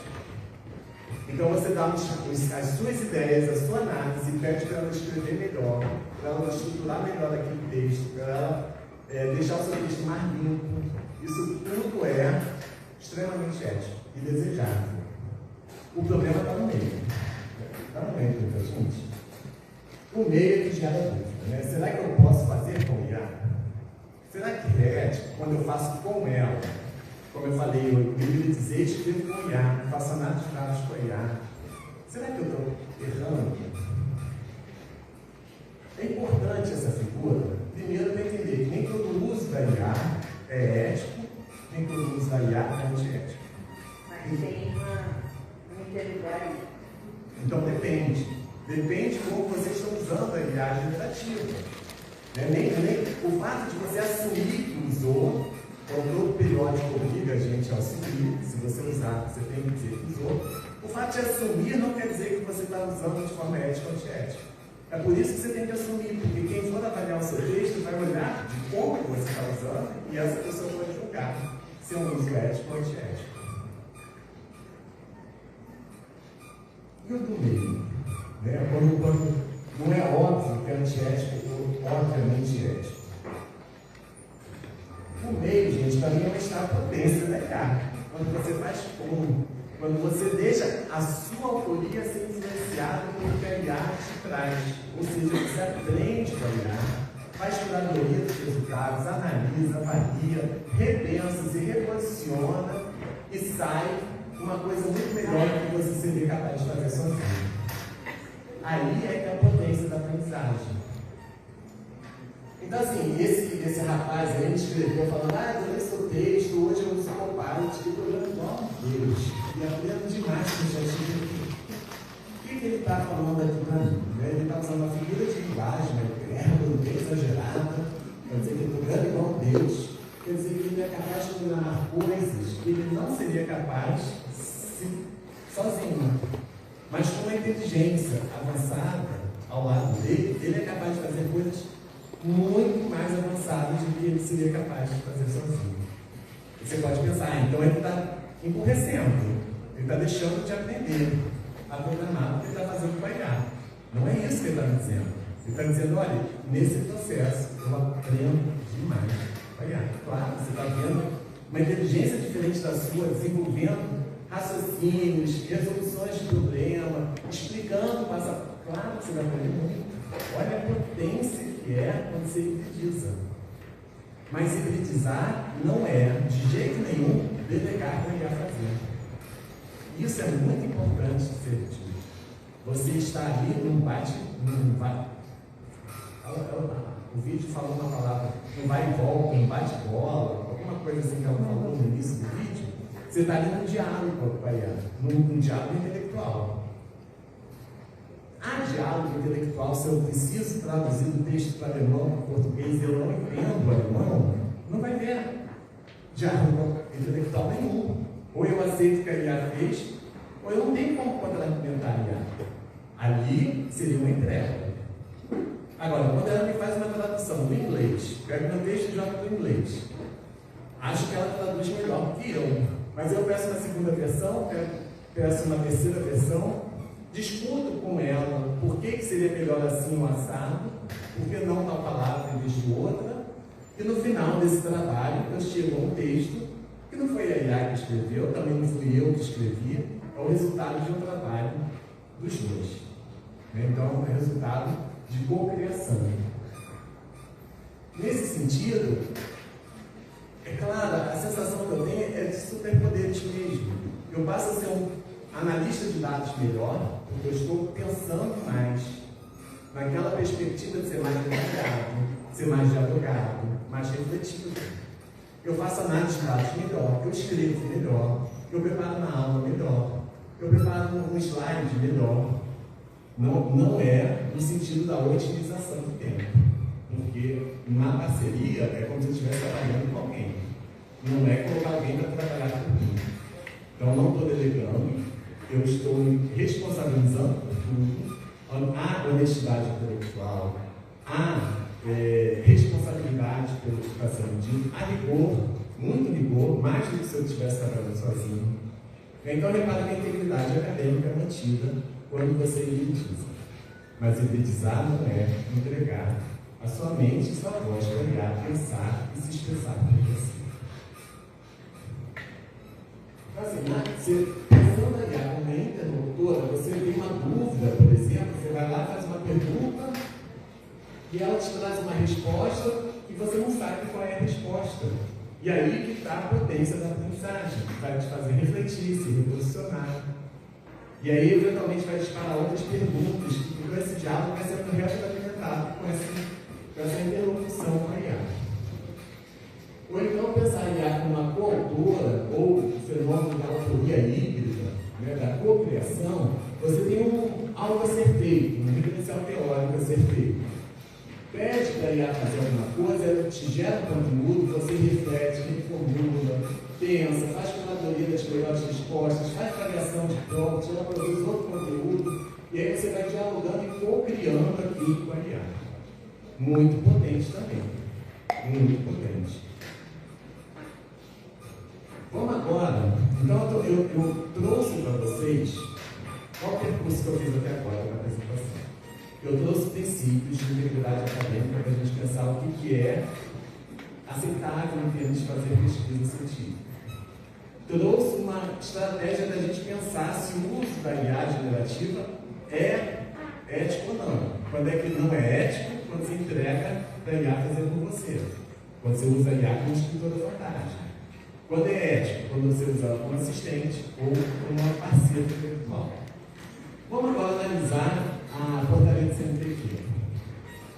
A portaria, gente, se aplica para todo mundo. Se você é usuário do currículo Lattes, você tem que obedecer ao que está escrito nessa portaria. Ou seja, todo mundo após a graduação. Se é bolsista, tem que obedecer. Se você é professor que tem alguma bolsa do CNPq, você tem que obedecer essas diretrizes de integridade científica. Vamos em frente. Então, o CNPq publicou. Vamos para o próximo slide? O CNPq publicou então essas diretrizes e no capítulo 3 tem essas 4 coisas que falam sobre a generativa. É mais amplo do que falar apenas de IA. Ele fala, por exemplo, que pode fazer plágio, tem que citar corretamente. Então, assim, sobre a generativa, no capítulo 3 tem essas 4 coisas que eles falam de IA generativa. Vamos em frente? Então, por exemplo, o item C tem que declarar o uso da inteligência artificial que você está usando. Tem que declarar. Tem que ser transparente. Isso não te faz, não garante a ética. Mas você tem que ser pelo menos transparente no que está usando. Isso eu tenho que falar para quem, que rápido para pesquisa. Letra D. É vedada a submissão de conteúdo gerado por IA como se fosse da autoria humana. Ou seja, uma apropriação indevida daquele conteúdo, como se você tivesse feito aquilo. Isso rompe a integridade acadêmica. Você precisa se responsabilizar por tudo que você escreve. É a tal da responsabilidade autoral. Então, assim, é vedado usar o conteúdo gerado por IA como se fosse seu, sendo os autores integralmente responsáveis pelo conteúdo final. Não pode dizer, então, que foi a IA que colocou aquilo. Aquele erro foi a IA que fez. Não existe isso. É vedada a inserção de projetos de pesquisa de terceiros em ferramentas de IA para a elaboração de pareceres científicos. Você comentou sobre isso, né? Que parece que os pareceres também estão sendo feitos com IA, porque são meio genéricos e tal, e a CAPES, e o CNPq, perdão, está dizendo que não pode fazer isso. Tem que ler a observação, tem que ler a tese e fazer um parecer humano, 100% humano. E você tem que ter a responsabilidade autoral de se responsabilizar integralmente pelo conteúdo final daquela pesquisa. E se responsabilizar, inclusive, se tiver plágio, equívoco, etc. Então, gente, a CNPq está reforçando essas diretrizes que nós temos que nos submeter, que são diretrizes simples, né? Responsabilidade autoral, honestidade intelectual, transparência. E aí eu quero ver se vocês entenderam de fato isso, fazendo uma pequena dinâmica. Será que pode ou não pode? Por exemplo, vamos para o primeiro. Eu não vou nem usar o Canute, eu vou pedir para levantar a mão. Acho que vai ser mais simples. Será que eu posso pedir para a gerar um trecho de texto para o meu artigo, dissertação ou tese? Quem acha que pode? Levanta a mão. Quem acha que não pode? Levanta a mão. Vamos em frente. Calma aí. Não pode. Gente, a apropriação indevida do texto da IA tem que ser possível. Não pode. É a terceirização da autoria. A CAPES é muito clara. É vedada a submissão de conteúdo gerado pela IA como se fosse seu. Se você pega um trecho gerado pela IA e joga na sua dissertação, tese ou artigo, você está dizendo que aquele texto é seu quando não é. Isso não pode. Aí eu quero uma explicação mais detalhada que eu vou deixar para depois. Vamos para o próximo exercício. Pode ou não pode? Pode pedir para a IA estruturar os seus insights, fichamentos e ideias? Quem acha que pode? Levanta a mão. Quem acha que não pode? Levanta a mão. Vamos em frente. Então, gente, os insights são seus, o fichamento é seu, as ideias são suas, a autoria está preservada. É seu, você pensou antes, o raciocínio, a responsabilidade está tudo, a autoria está garantida. Você pedir para a IA estruturar essas coisas é um trabalho de manipulação de texto apenas, não está interferindo no conteúdo, a autoria está preservada. Então, é seguro usar, pode usar. Os autores, claro que se o site é seu, o fichamento é seu, a ideia é sua, é claro que você está integralmente responsável pelo conteúdo. Não foi ele que gerou o conteúdo, ela só deu uma estruturada naquele texto. Vamos para o próximo? Pode ou não pode? Pode pedir para a IA fazer o fichamento dos artigos que dá para você? Lembra a primeira coisa que a gente viu? Ela mostrando como fazer o fichamento para a IA? Será que isso é ético? Ela pode fazer o fichamento para nós? Quem acha que pode, levanta a mão. Quem acha que não pode, levanta a mão. Temos uma discussão aí. Vamos ver o que eu respondi. Não pode, né, gente? Você tem que ler o texto. Você tem que... Não, mas aí não é isso que Primeiro tem que ler o texto. Você tem que ir lá, destacar. Você tem que refletir. Claro, você pode fazer com a IA. No primeiro vídeo eu mostrei isso. A pessoa lendo, ela sugerindo, né? Lendo, anota as suas dúvidas. Leva essas dúvidas para a IA. Então é usar a IA ainda como opção, para você discutir aquele texto com você. Aí é ético.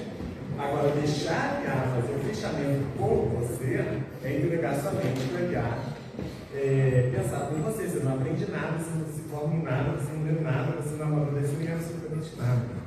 Então, é muito ético, porque você não vai ter a responsabilidade sobre aquele texto que a IA produziu, sobre aquele fechamento, sobre aquela interpretação do autor, que foi produzido pela IA e não por você.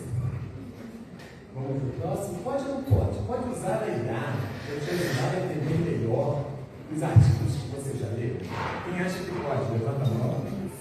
Quem acha que não pode, levanta a mão. Não temos dúvidas, então vai ser fácil. Vamos avançar nesses anos. É claro que pode, você já lê o texto, já colocar para olhar. É incrível, eu aprendo demais com ela. Vamos em frente. Será que eu posso pedir para a IA fazer o quadro teórico por mim? O quadro teórico para eu colocar na minha dissertação, no meu artigo. Né? Eu posso pedir para a IA fazer esse quadro teórico? Não vou nem perguntar quem acha que pode ou não pode, porque se você for contradizer o que eu disse aqui há 2 horas, está dizendo que não pode. Né? Não pode. Vamos em frente? Pode pedir para a IA analisar os dados. E você, coletor, quem acha que pode? Levanta a mão. Quem acha que não pode? Levanta a mão. Depende. Temos bastante dúvida sobre essa questão. É interessante, está todo mundo aqui dividido. Então, gente, responsabilidade autoral, não delegar para a IA fazer o seu trabalho. Então, se você pede para a IA fazer análise de dados, copia e cola análise de dados da IA no seu artigo, na sua dissertação, na sua tese, isso é gratificação, óbvio. É como se você estivesse pagando alguém para fazer análise de dados por você. Se você fez a análise de dados e repensa a sua análise a partir da análise que a IA fez, ou aprende a fazer análise com a IA e faz a sua sem aceitar o que ela fez como primeira resposta, aí você pode. Porque aí você está usando a IA como parceira intelectual na cocriação. Então, essa noção de cocriação, assistência ou delegar para a IA é muito importante para nos orientar claramente sobre a responsabilidade autoral. Quando se delega e pega o que a IA fez e coloca como se fosse sua, é ilegal, é antiético, de acordo com o CNPq. Rompe com a integridade acadêmica. Não pode fazer isso. Vamos para o próximo. Será que eu posso, depois que você já fez a análise de dados, então, usar a IA para melhorar a estrutura do texto em que você apresentou essa análise? Claro, você fez a análise. Ninguém vai colocar em dúvida a sua autoria. Mas, se eu escrevi errado, se eu poderia ter escrito melhor e puder aprender com a IA a escrever melhor, ótimo. A autoria está apresentada. Vamos em frente? Gente, então, olha só. Essa brincadeira do pode ou não pode, ela é meio caricata. Eu não sei se eu gosto tanto dela, porque nunca é exatamente assim que eu pego colar, né? Você vê a professora ali fazendo referencial teórico em 4 horas, não é que eu pego colar, mas do meu ponto de vista também não é ético. Não é formativo. Então, assim, a coisa nunca é mesmo tanto como essa brincadeira aí do pode ou não pode. Então, eu queria mostrar como eu tenho usado. A gente ainda tem tempo? Temos. Arruma. Só mostrar uma análise de dados, então. 10 minutinhos? Eu vou falar para análise de dados que eu acho mais interessante, que vamos avançar. Eu acho que seria Eu volto nela, se estiver comigo. Vai mais um. Isso, análise de dados qualitativos, gente, transformando em rotina de análise de dados. Gosto muito de fazer colegiar e vou mostrar como eu fiz na orientação de matérias de doutorado. Então, assim, eu descobri que eu posso fazer análise de dados quando eu fui analisar o depoimento desse estudante. Eu pedi para ela fazer a análise do discurso desse estudante, seguindo uma abordagem que eu sigo lá, que aprendi com minha professora lá no doutorado, a Nicolás, que ela faz análise do discurso subjacente. Aí eu expliquei o que era a análise do discurso subjacente e pedi para analisar esse discurso do aluno. Gente, eu fiquei impactado. Que a IA produziu relatórios. até psicanalítico, né? 4 páginas analisando esse discurso. E aí, gente, isso ampliou demais a minha compreensão sobre essas duas frases. Ela produziu 4 páginas analisando o que esse rapaz não está percebendo, o uso das bibliotecas, a entrega, né, mas a potência, assim, um monte de coisa muito interessante. Eu fiquei impactado. E é claro que eu fui estudar aquela forma de analisar o discurso e me apropriei de algumas reflexões que ela trouxe. Eu gostei, outras eu acho que não me serviram. Então eu não entreguei a análise do discurso para ela fazer. Mas acho que ela me ajudou a fazer uma análise melhor que se eu tivesse feito sozinho. E aí ontem, eu não consegui mostrar para vocês, mas ontem eu cheguei lá e voltei para a IA e pedi, olha só. Agora, em vez de você fazer essa análise que eu pedi, faça nas diferentes escolas de análise do discurso. Eu trouxe 8. Pela análise do discurso Foucaultiano, você tem que analisar isso. Né? Se fosse com Bakhtin, pela escola francesa, você vai analisar 8 escolas de análise do discurso. Eu fiquei impactado. Porque eu sigo uma escola, aprendi uma forma de fazer análise do discurso, e eu amei. Como diversas possibilidades de análise do discurso. Então, se você ensinar a forma como você quer que a IA produza uma análise, ela é capaz de produzir relatórios de 4 páginas sobre 2 frases, seguindo a forma de analisar o discurso que você quer. Acho que uma experiência que todo mundo tem que passar, experimentar e ver. Pega um texto que você já tem analisado, um discurso, uma entrevista, e avalie. Vê se você gosta do que ela produz. Pode ser que não sirva para o seu caso, mas pode ser que você consiga melhorar ainda mais a análise que você já fez sobre aquilo. Vamos em frente. Eu vou mostrar então o estudo com o doutorando. Ele está estudando o que faz os estudantes tecerem discursos de preferência para o uso do Moodle, do Google Sala de Aula ou do Canvas LMS, que era o outro ambiente que eles estavam experimentando lá na disciplina. Ele vai estudar os discursos produzidos por alunos e professores, se posicionando. Eu prefiro o Google, eu prefiro o Moodle, e por quê? No nosso caso, é cigarro. Não tem opção. Mas nós lá no Rio temos a opção de usar essas e o Canvas LMS. A gente está experimentando para ver se ela seria uma alternativa ao estudo. Por quê? Os professores ficam meio em dúvidas, alguns são muito adeptos ao software livre, que é você ter o controle dos dados pelo Moodle, outros acham que a interface é muito melhor do Google Sala de Aula e está tudo bem ligar os dados pelo Cliptex. E a gente vai atrás dessas categorias discursivas das preferências por uma coisa ou outra. Esse é o nosso objetivo de pesquisa. Entrevistamos estudantes, professores e o pessoal de TI da universidade. Bom, primeira coisa, na entrevista a gente usou na minha época de doutorado, eu tinha que ficar escutando algo e escrevendo, né? Hoje em dia a gente não faz mais isso. Hoje em dia a gente taca na IA e ela produz a transcrição para você. Mas se eu copiasse essa transcrição e usasse como dado, eu estaria entregando a responsabilidade da autoria da transcrição para a IA. Lembra? Não pode fazer. Tem que ter pelo menos uma revisão humana para ver se ela não fez alguma transcrição errada. Então é importantíssimo essa última etapa também. Então as entrevistas foram transcritas com inteligência artificial e depois revisada pelo estudante, que é o Jerry, né? Então, enfim. E aí eu queria analisar então eram 6 entrevistas com estudantes, ou 7, mais outros 5 de professores, mais 2 com o pessoal de TI, mais 15 entrevistas, cada uma com duração de 1 hora mais ou menos.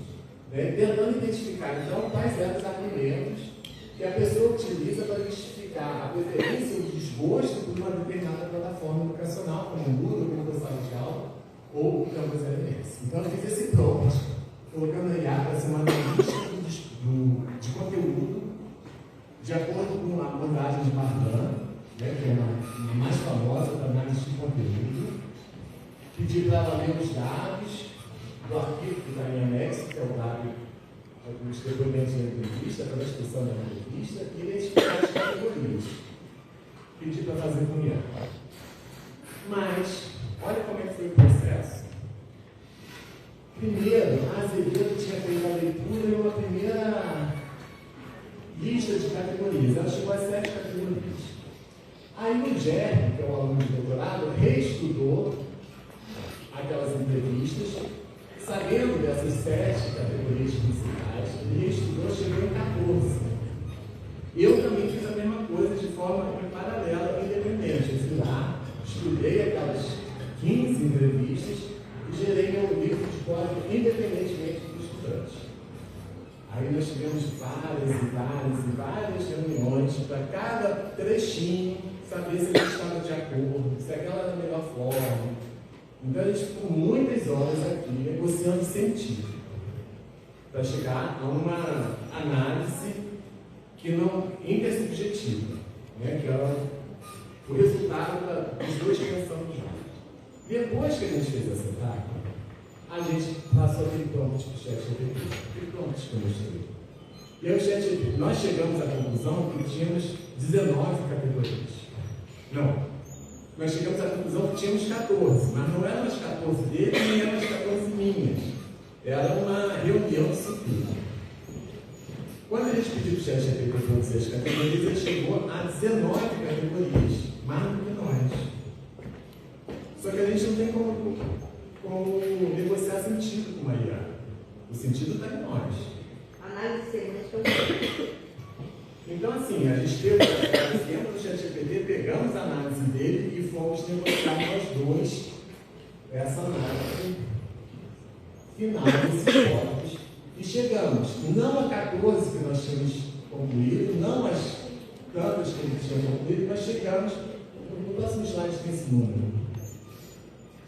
Ele tinha produzido 22, nós tínhamos produzido 14 e tentamos ver o que era igual, o que estava expandido, o que era novo de fato, e chegamos em 19.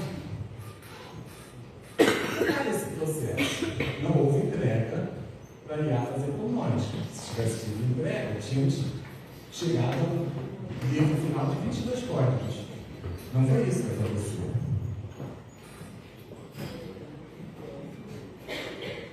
Nós não deixamos o ChatGPT dizer para nós quais eram as categorias. Nós tínhamos as nossas, nós já tínhamos garantido a nossa autoria.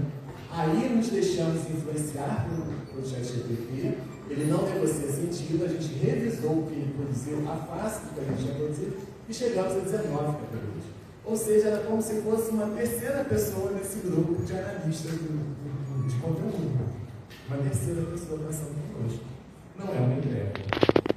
O periódico dizer que não pode usar IA para analisar dados, não pode desta maneira, tornou um negócio muito mais complexo.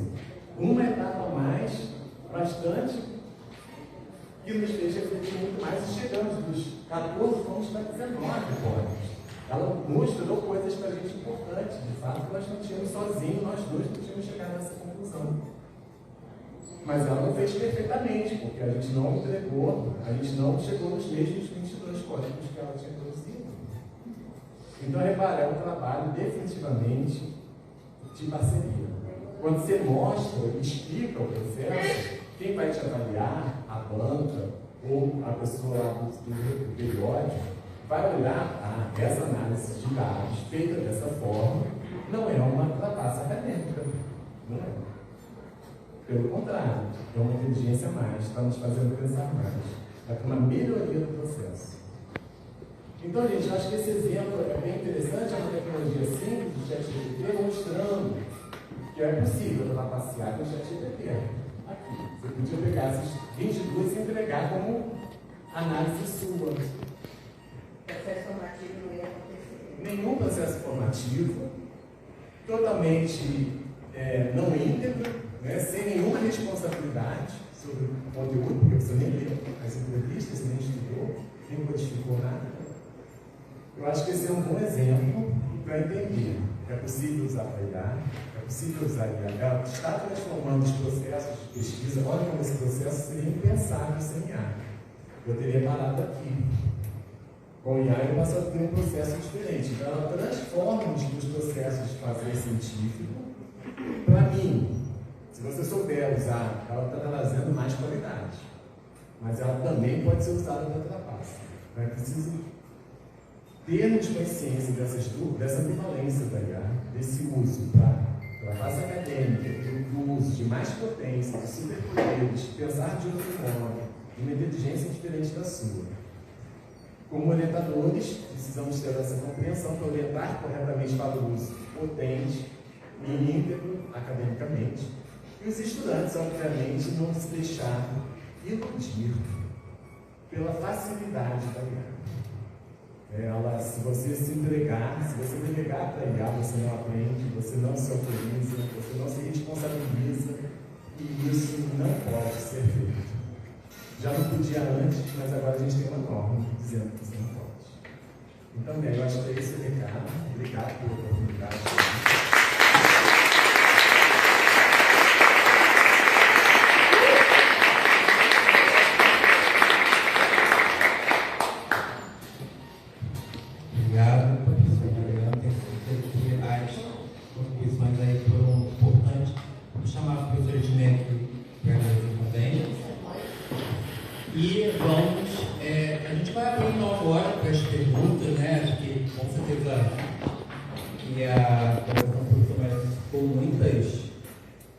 Questões. Então, quem quiser, de preferência, se a pessoa puder vir aqui à frente, porque a gente está transmitindo e aí capta melhor o som. Tá bom? Então, quem deseja aqui fazer a sua pergunta, sua colocação, por favor.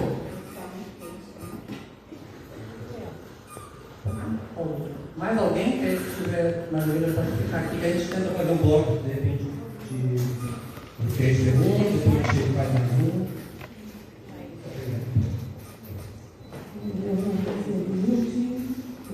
Queria fazer pergunta ao professor se eu tenho a minha escrita, ela é simples e a linguagem, a escrita acadêmica é diferente de uma linguagem simples. Se eu coloco uma IA para fazer passar por uma linguagem mais acadêmica, só que a linguagem da IA, ela denuncia, porque não usa conectivos, usa tradução.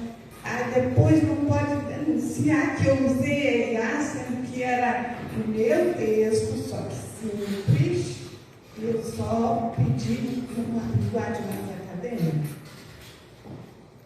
Essa é a minha pergunta.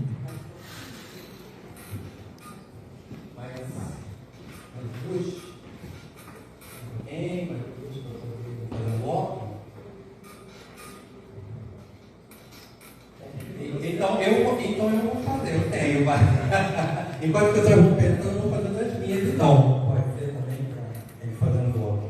Então, professor, assim, acho que duas coisas que surgiram durante a sua fala refere-se em relação à questão de que maneira esse uso da inteligência artificial, da inteligência generativa, né? Ela contribui, de certa maneira, para a questão da produção de dados para os big techs. E aí é uma pergunta, é uma dúvida mesmo, né? Porque o que eu percebo do ano passado, de 2025 para 2026, uma quantidade de informações muito grande em relação à questão da IA para as nossas pesquisas, né? Inclusive, o meu grupo de pesquisa, o DAO, que é um grupo que a gente trabalha principalmente com a questão de cinema e audiovisual, eu até então não tinha tanta preocupação, era uma coisa assim que até, vamos dizer, final de 2024. Aí, final de 2024, 2025, todo mundo falou da IA, e que a IA agora vai substituir os textos acadêmicos. E uma preocupação muito grande que surgiu no meu grupo de pesquisa especificamente foi em relação à questão das grandes big techs que detêm esses aplicativos, essas plataformas de IA, né? Tanto é que no grupo de pesquisa a gente começou a ler um livro, e eu acredito que vocês devem conhecer, o Colonialismo Digital, né? Lá o Davis. E foi um livro que foi assim, muito interessante no sentido de pensar a questão que eu não tinha pensado em relação à questão dos algoritmos, de como que a gente tem hoje pelo menos nas plataformas, nas redes sociais, a questão dos mais variados tipos, os preconceitos, racismo, transfobia, que vai alimentando, porque não há uma preocupação das big tech em relação aos conteúdos. Até, inclusive, a gente sabe que isso é utilizado muito pelo extremo-direita, isso gera lucro para as big tech, então isso foi algo que eu comecei a me preocupar, principalmente em relação à questão da produção do audiovisual. Do que chega e do que não chega, já que muita da questão da produção do audiovisual está no meio digital. Então, a pergunta, essa é uma pergunta em relação de que maneira esse uso, no caso, nosso, por parte da academia, pode produzir de uma certa maneira dados, algoritmos, ou o que chega de pesquisa, o que chega. E se isso é uma preocupação, se tem sido uma preocupação também nos documentos em relação ao CNPq, enfim. Então, essa seria a minha pergunta. Mais alguém quer fazer mais uma pergunta? A gente fecha esse ponto.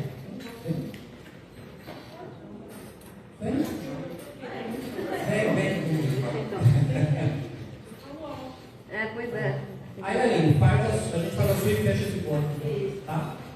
Não deixar ele pro próximo. Aí, então.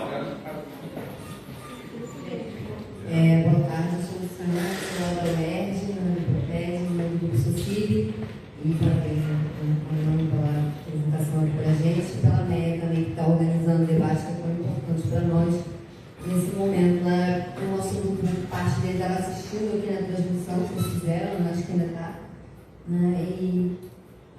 A gente também tem conversado muito sobre esse tema, E uma das coisas que para a gente tem sido sempre um ponto central é a discussão da autoria, o limite, até onde vai a nossa autoria e como precisar isso, até onde vai a nossa autoria, onde está a autoria da IA. Então a gente tem conversado muito sobre essa questão. Eu vou mandar uma pergunta que foi da Fabrínia, A Fabrínia está mandando um beijo para vocês, A Fabrínia foi orientando o Felipe, que também está aí discutindo coisas assim como Mariana. A pergunta dela foi a seguinte: usar a IA para corrigir texto, com gramática, coesão e clareza, pode ser considerado errado na produção acadêmica?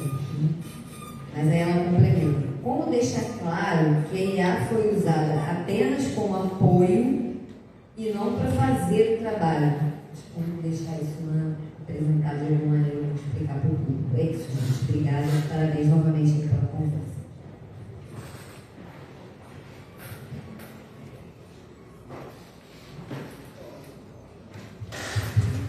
Nossa amiga da escrita simples. Quanto mais simples for a escrita acadêmica, melhor é o texto acadêmico.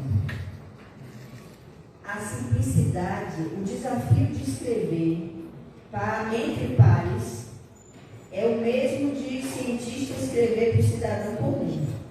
Claro que na nossa área, uma coisa é a difusão, que é de cientista para cientista, outra coisa é a divulgação, que é quando o cientista até lança a mão de alguém, tipo um jornalista de ciência, para fazer o conteúdo de ciência chegar no cidadão comum.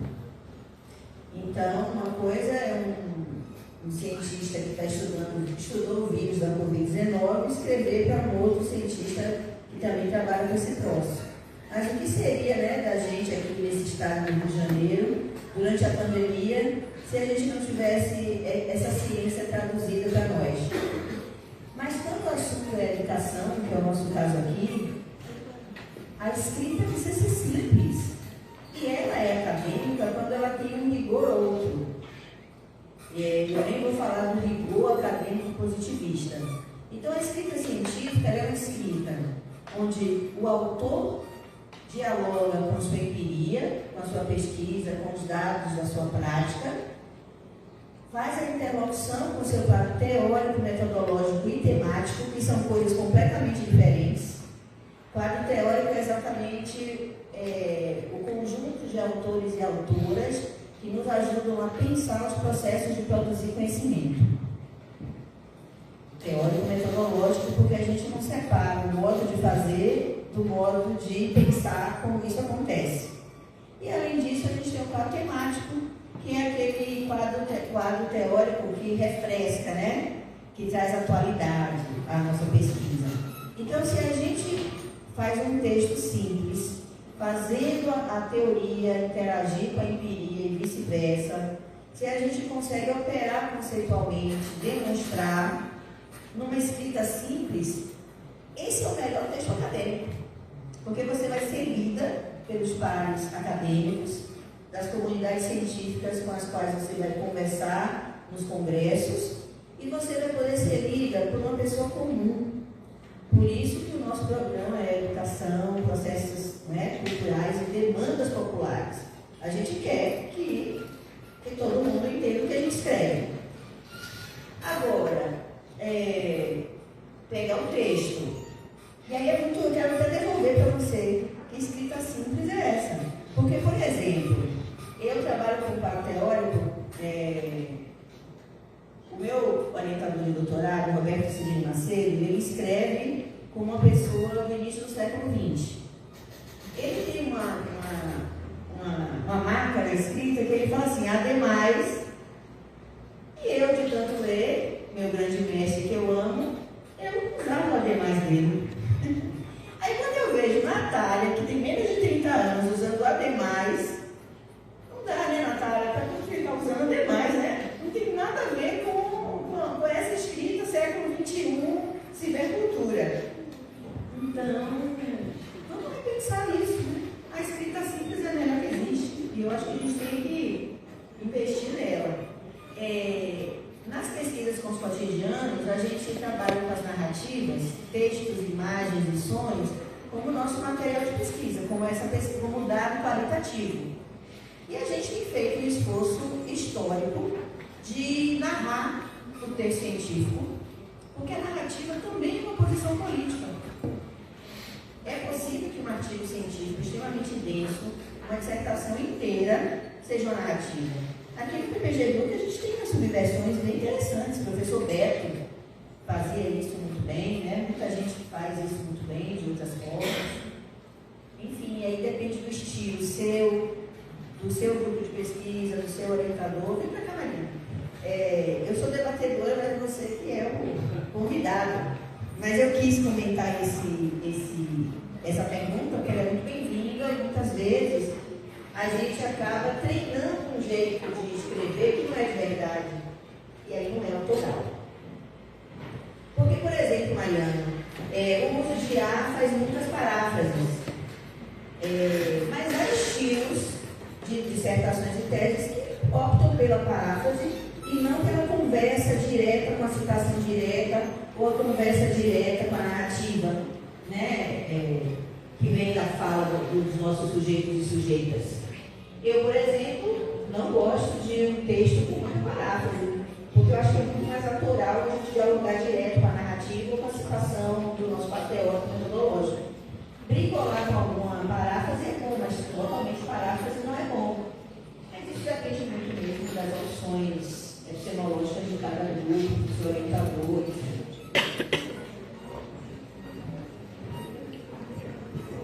primeiro responder essa e depois a professora.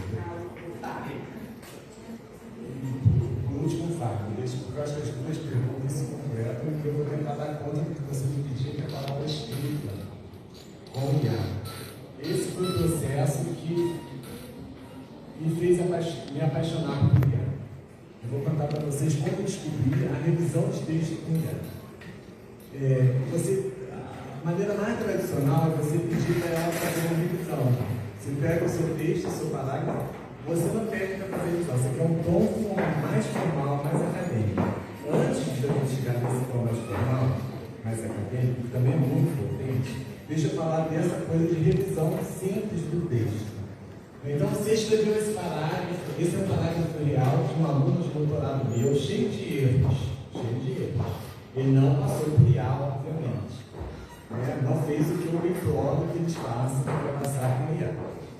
Então, eu fui lá na IA e pedi para revisar esse texto. A IA produziu. Segue aqui uma versão revisada, com mais fluidez, precisão e correção sintática. O que as pessoas costumam fazer? Pegam esse trecho daqui, copia e cola no lugar do seu próprio texto. Ora, isso é delegar para a IA fazer a revisão do texto por você. Como é que você pode pensar com a IA na revisão do texto?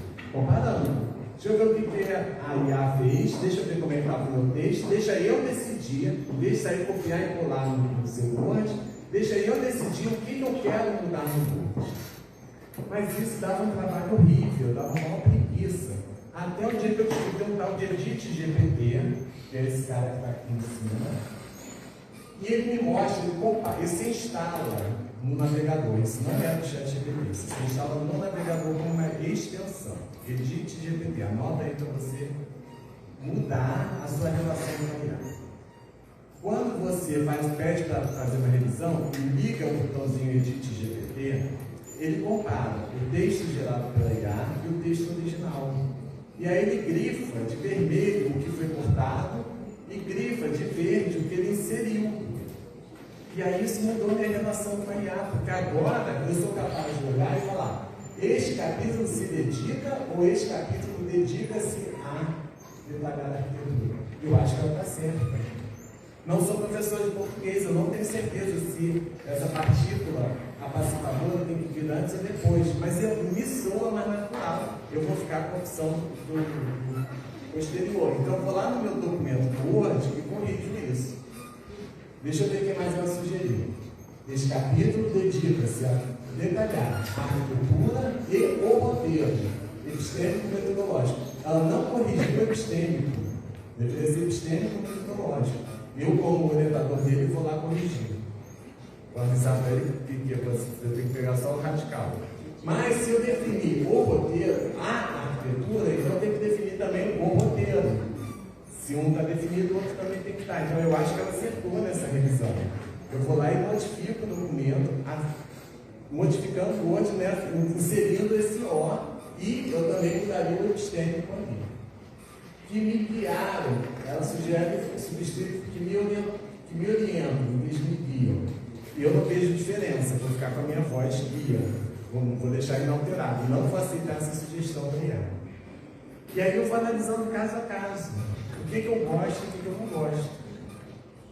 Porque agora eu enxergo o que ela fez, e aí eu posso tomar as decisões. Eu não estou simplesmente copiando e colando o que ela revisou de texto. O que ela produziu de texto é revisado. Agora, eu estou me responsabilizando pela revisão que eu estou fazendo do meu texto. Eu posso, se eu tiver dúvida, eu vou perguntar para ela, mas por que a partícula passiva C, nesta primeira frase, deveria vir depois? Ela não pode vir antes? Ela vai me dar uma aula de português, tenho certeza. E aí eu vou aprender a escrever melhor. Porque nesse momento eu estou em dúvida se é obrigatório, se é opcional, se atrai, se não atrai. Ela vai me dar uma aula de português e vai aprender a escrever melhor. Esse botãozinho de ver as sugestões da IA transformou a minha relação com a IA. Porque antes eu achava um tédio ficar comparando documentos para saber o que ela estava sugerindo, porque eu jamais ultra adiante deixar a IA falar por mim. Eu não aceito que ela faça a revisão do meu texto. Mas eu adoro que ela me dê sugestões para que eu decida o texto que eu quero. Então, a minha sugestão é você começar fazendo desta maneira, nunca entregando para a IA fazer a revisão do texto por você, mas você trabalhando com a IA na revisão do seu texto. Isso responde a Fabrini, isso não tem nada antiético. Esse tipo de revisão nem transforma, em geral, nem muda sua estilística, nem muda a escolha das palavras, que é muito importante no contexto acadêmico. As palavras que você vai usar, por exemplo, norteiam, em vez de guia ou orientam, tem a ver com o norte. A gente tem combatido a ideia de um norte global dominando o mundo, então eu já não uso mais a palavra norteio. Prefiro guiam, mas também aceitaria orientam. Enfim, são escolhas das palavras e ela pode eventualmente interferir, como ela interferiu aqui, mas está no meu controle, aceitar ou não, ela vai me fazer pensar de novo. Eu acho isso incrível, não acho nada antiético, não muda o tom autoral, continua com as minhas palavras, a autoria está preservada, ela só está me ensinando a escrever melhor. Definitivamente esse doutorando precisa trabalhar muito tempo com a IA, porque tem muitos erros aqui, muitos erros. Por exemplo, a nossa amiga aqui que não perdeu a aula de gramática, e que a IA está errada aí. Está errada? Por favor, Fabrício, diga por que está errada. Maravilhoso. Na verdade, eu tenho observado muitos textos, né, com a ênfase, dedica-se, caracteriza-se, mas pelo que eu lembro e entendo, né, o substantivo sujeito puxa o pronome. Então, este capítulo se dedica, a pesquisa se caracteriza, isso é correto. Eu vi que você falou o contrário, né? Porque eu não sou natural, se eu não sou mais natural, me diga, eu não sou nada natural, muito pelo contrário, eu fico incomodada quando eu recebo textos que os textos estão chegando muito uso equivocado do ser, né? É muito comum, isso é muito comum, caracteriza-se, indo contra a gramática, e a gente tem que estar atento, porque nem sempre, né, o edit lá, ele dá uma orientação que vai ao encontro da gramática. Não sei se tem colegas aqui da língua portuguesa que possam também aprofundar esse debate, né? A Fabrícia ali também pode ajudar a gente nisso. Então, assim, eu estava em dúvida. Eu não tenho certeza se na frente ou atrás eu pediria uma explicação para ele. Tem gente aqui, e olha, gente, isso não é uma aula de português, tá? Eu só queria problematizar aqui. A diferença entre... Oi? Não, que tem o Bruno e a Aline, para perguntar. É sobre esse assunto. Não, então, a minha dúvida é o seguinte, uma revisão com uma ferramenta de IA. Como que eu vou citar isso na pesquisa? Porque seria na referência, seria no próprio texto, porque eu acho que os autores divergem, né, nesse sentido. Então, você aí, você pode usar a IA para fazer a revisão, fazendo dessa maneira, se responsabilizando por tudo.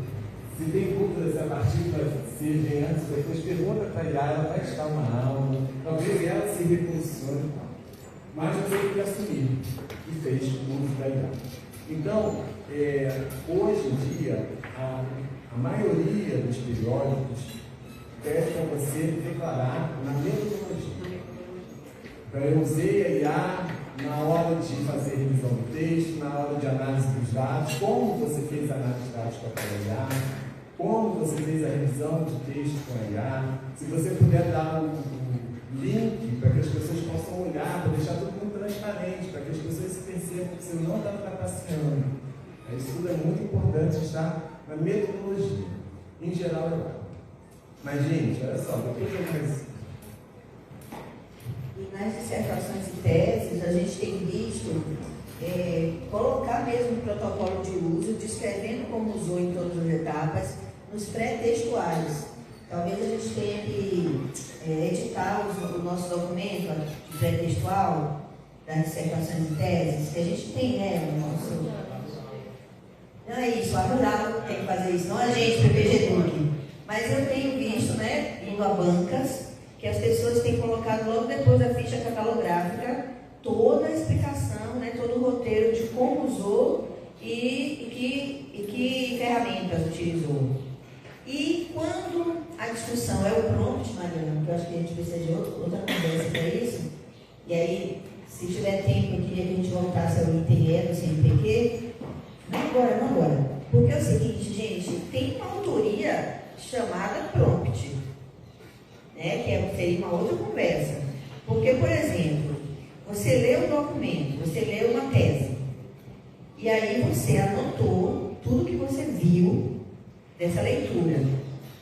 E aí você, dentro do seu prompt, se você detalhar tudo que você viu ao analisar a tese que você leu e pedir para a IA, por exemplo, escrever um parecer, mas dentro do prompt está toda a leitura e toda a análise, e aí óbvio que a IA vai te mostrar o parecer, mas esse parecer não podia ser feito sem seu prompt super inteligente e super responsável de uma leitura muito afiada da coisa.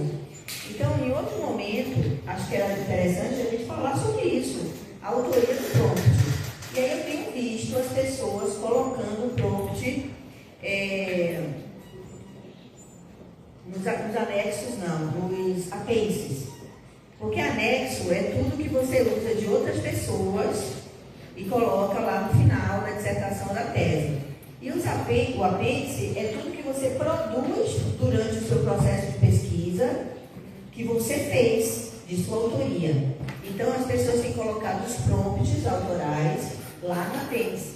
Então, aí você, leitor, avaliador, vai ver qual é a inteligência que está lá naquele prompt. E isso é muito interessante da gente pensar junto em outro momento, né? Porque a coisa é muito mais complexa do que a pergunta e a resposta, e usar ou não a resposta. Então, gente, a gente está na era 14 bis dessa conversa toda. Tem muita coisa aí para a gente conversar. Então, vocês vão fazer alguns fechamentos, né? Eu acho que a Sabine perguntou se ela estaria fazendo algum tipo de trapaça ao usar a IA para fazer revisão. Não está. Nós temos que assumir que fez. Geralmente, na metodologia, a gente diz como usou as tecnologias e quais usou e para quê. Sobre a questão da escrita simples, concordo com a Mel, eu faço muito esforço para deixar o meu texto mais simples possível. Você vai ler o meu livro, você vai achar uma linguagem mais fácil, mais acessível. Tem muito esforço para chegar naquela clareza de pensamento, naquela forma muito objetiva, simples de dizer. É difícil chegar no estilo simples. Talvez você não esteja satisfeito e esteja pedindo para a IA fazer um tom mais formal e acadêmico. Porque você não está satisfeita com aquela escrita. E aí eu acho que é um processo de aprendizagem incrível, porque ela vai transformar o texto, vai te dar sugestões de como escrever aquilo de forma mais próxima ao seu desejo, como o seu ethos de autora, como você quer se apresentar naquele texto, ela vai conseguir tirar algumas sugestões. E a gente aprende muito com esse processo. Então, tem parágrafos meus que eu não estou satisfeito, como eu me apresentei, e falo assim, me dá outras alternativas de reescrita disso daqui. Aí até mostra assim, se você quiser ser mais didático, talvez esse parágrafo fique melhor. Se você quiser ser mais formal, talvez isso aqui seja mais interessante. Se você quiser aprofundar a discussão cotidiana desse parágrafo, talvez assim fique melhor. Mas te dando sugestões aí, repara que você sai do nível executora do texto e passa para o nível estratégico.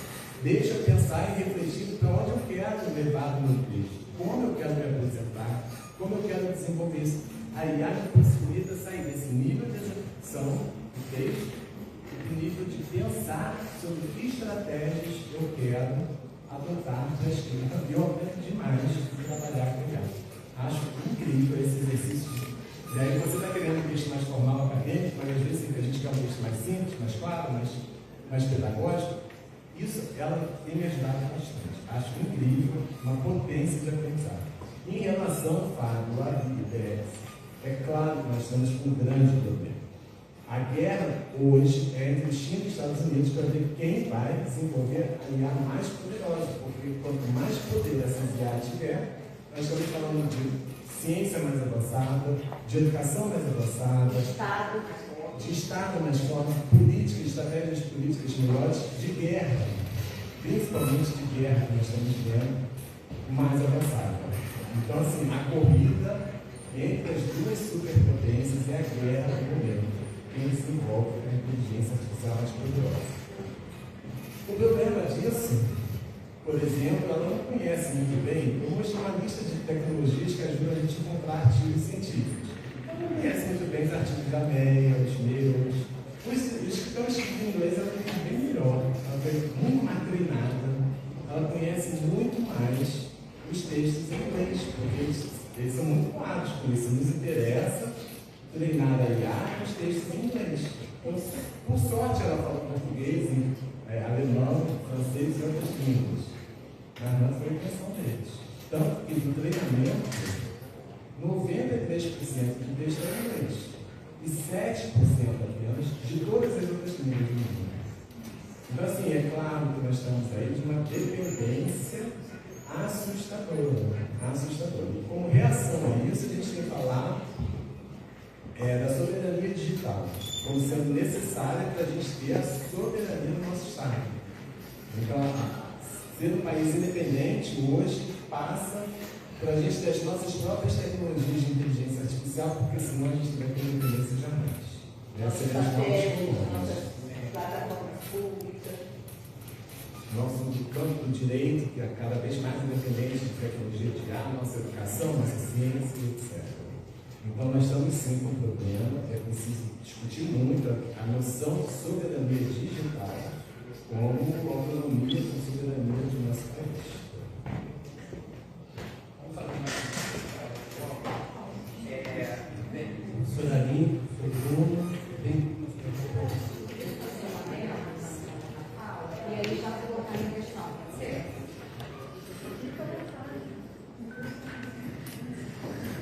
Bom, boa tarde, gente. Eu sou a professora Fabrícia, também do PPG. Fui ensinada aqui a falar, né, porque também é minha área de mesa, né, de geral. Não vou entrar no mérito da regra, mas quero problematizar a partir da regra, né, porque língua não é só isso. Até problematizar até a ideia de né, a IA deu uma aula de português. Não deu, né? Ela vai ali trabalhar alguns aspectos específicos, uma parte desse letramento. E eu quero pedir para que vocês falem exatamente desse letramento, né? Que é o que, na minha concepção, nos falta, e falta talvez a todo mundo que lida com produção de conhecimento. Porque o poder da escolha também passa pela dimensão do letramento, né? Quando eu falo que no processo de revisão eu vou escolher o melhor texto, o que mais bem se encaixa, a partir do que eu quero produzir em sentido, eu tenho que ter capacidade, né, não só desse reconhecimento, mas também de entender quais são os potenciais que eu posso atingir com tal ou qual texto. Então, isso a IA não me fornece, ela não me dá o potencial de autoria se eu não tiver construído, se a instituição não tiver possibilitado que eu construa, né? E ali, agora sim, só falando da regra, né? Ali a revisão altera sim a autoria, naquele exemplo que você trouxe, né? Porque o uso da partícula C ali só é puxado para a prótese, né? O pronome na frente do verbo, quando eu estou diante de uma palavra negativa ou um pronome relativo, não é o caso ali. Mas mesmo assim eu posso escolher como autora usar a prótese, porque era uma marca de identidade linguística latino-americana. Então a prótese é uma escolha autoral de quem escreve nos países latino-americanos, né? Por isso o incômodo da ênfase, né? Espera-se, dedica-se, porque isso é uma marca totalmente colonizadora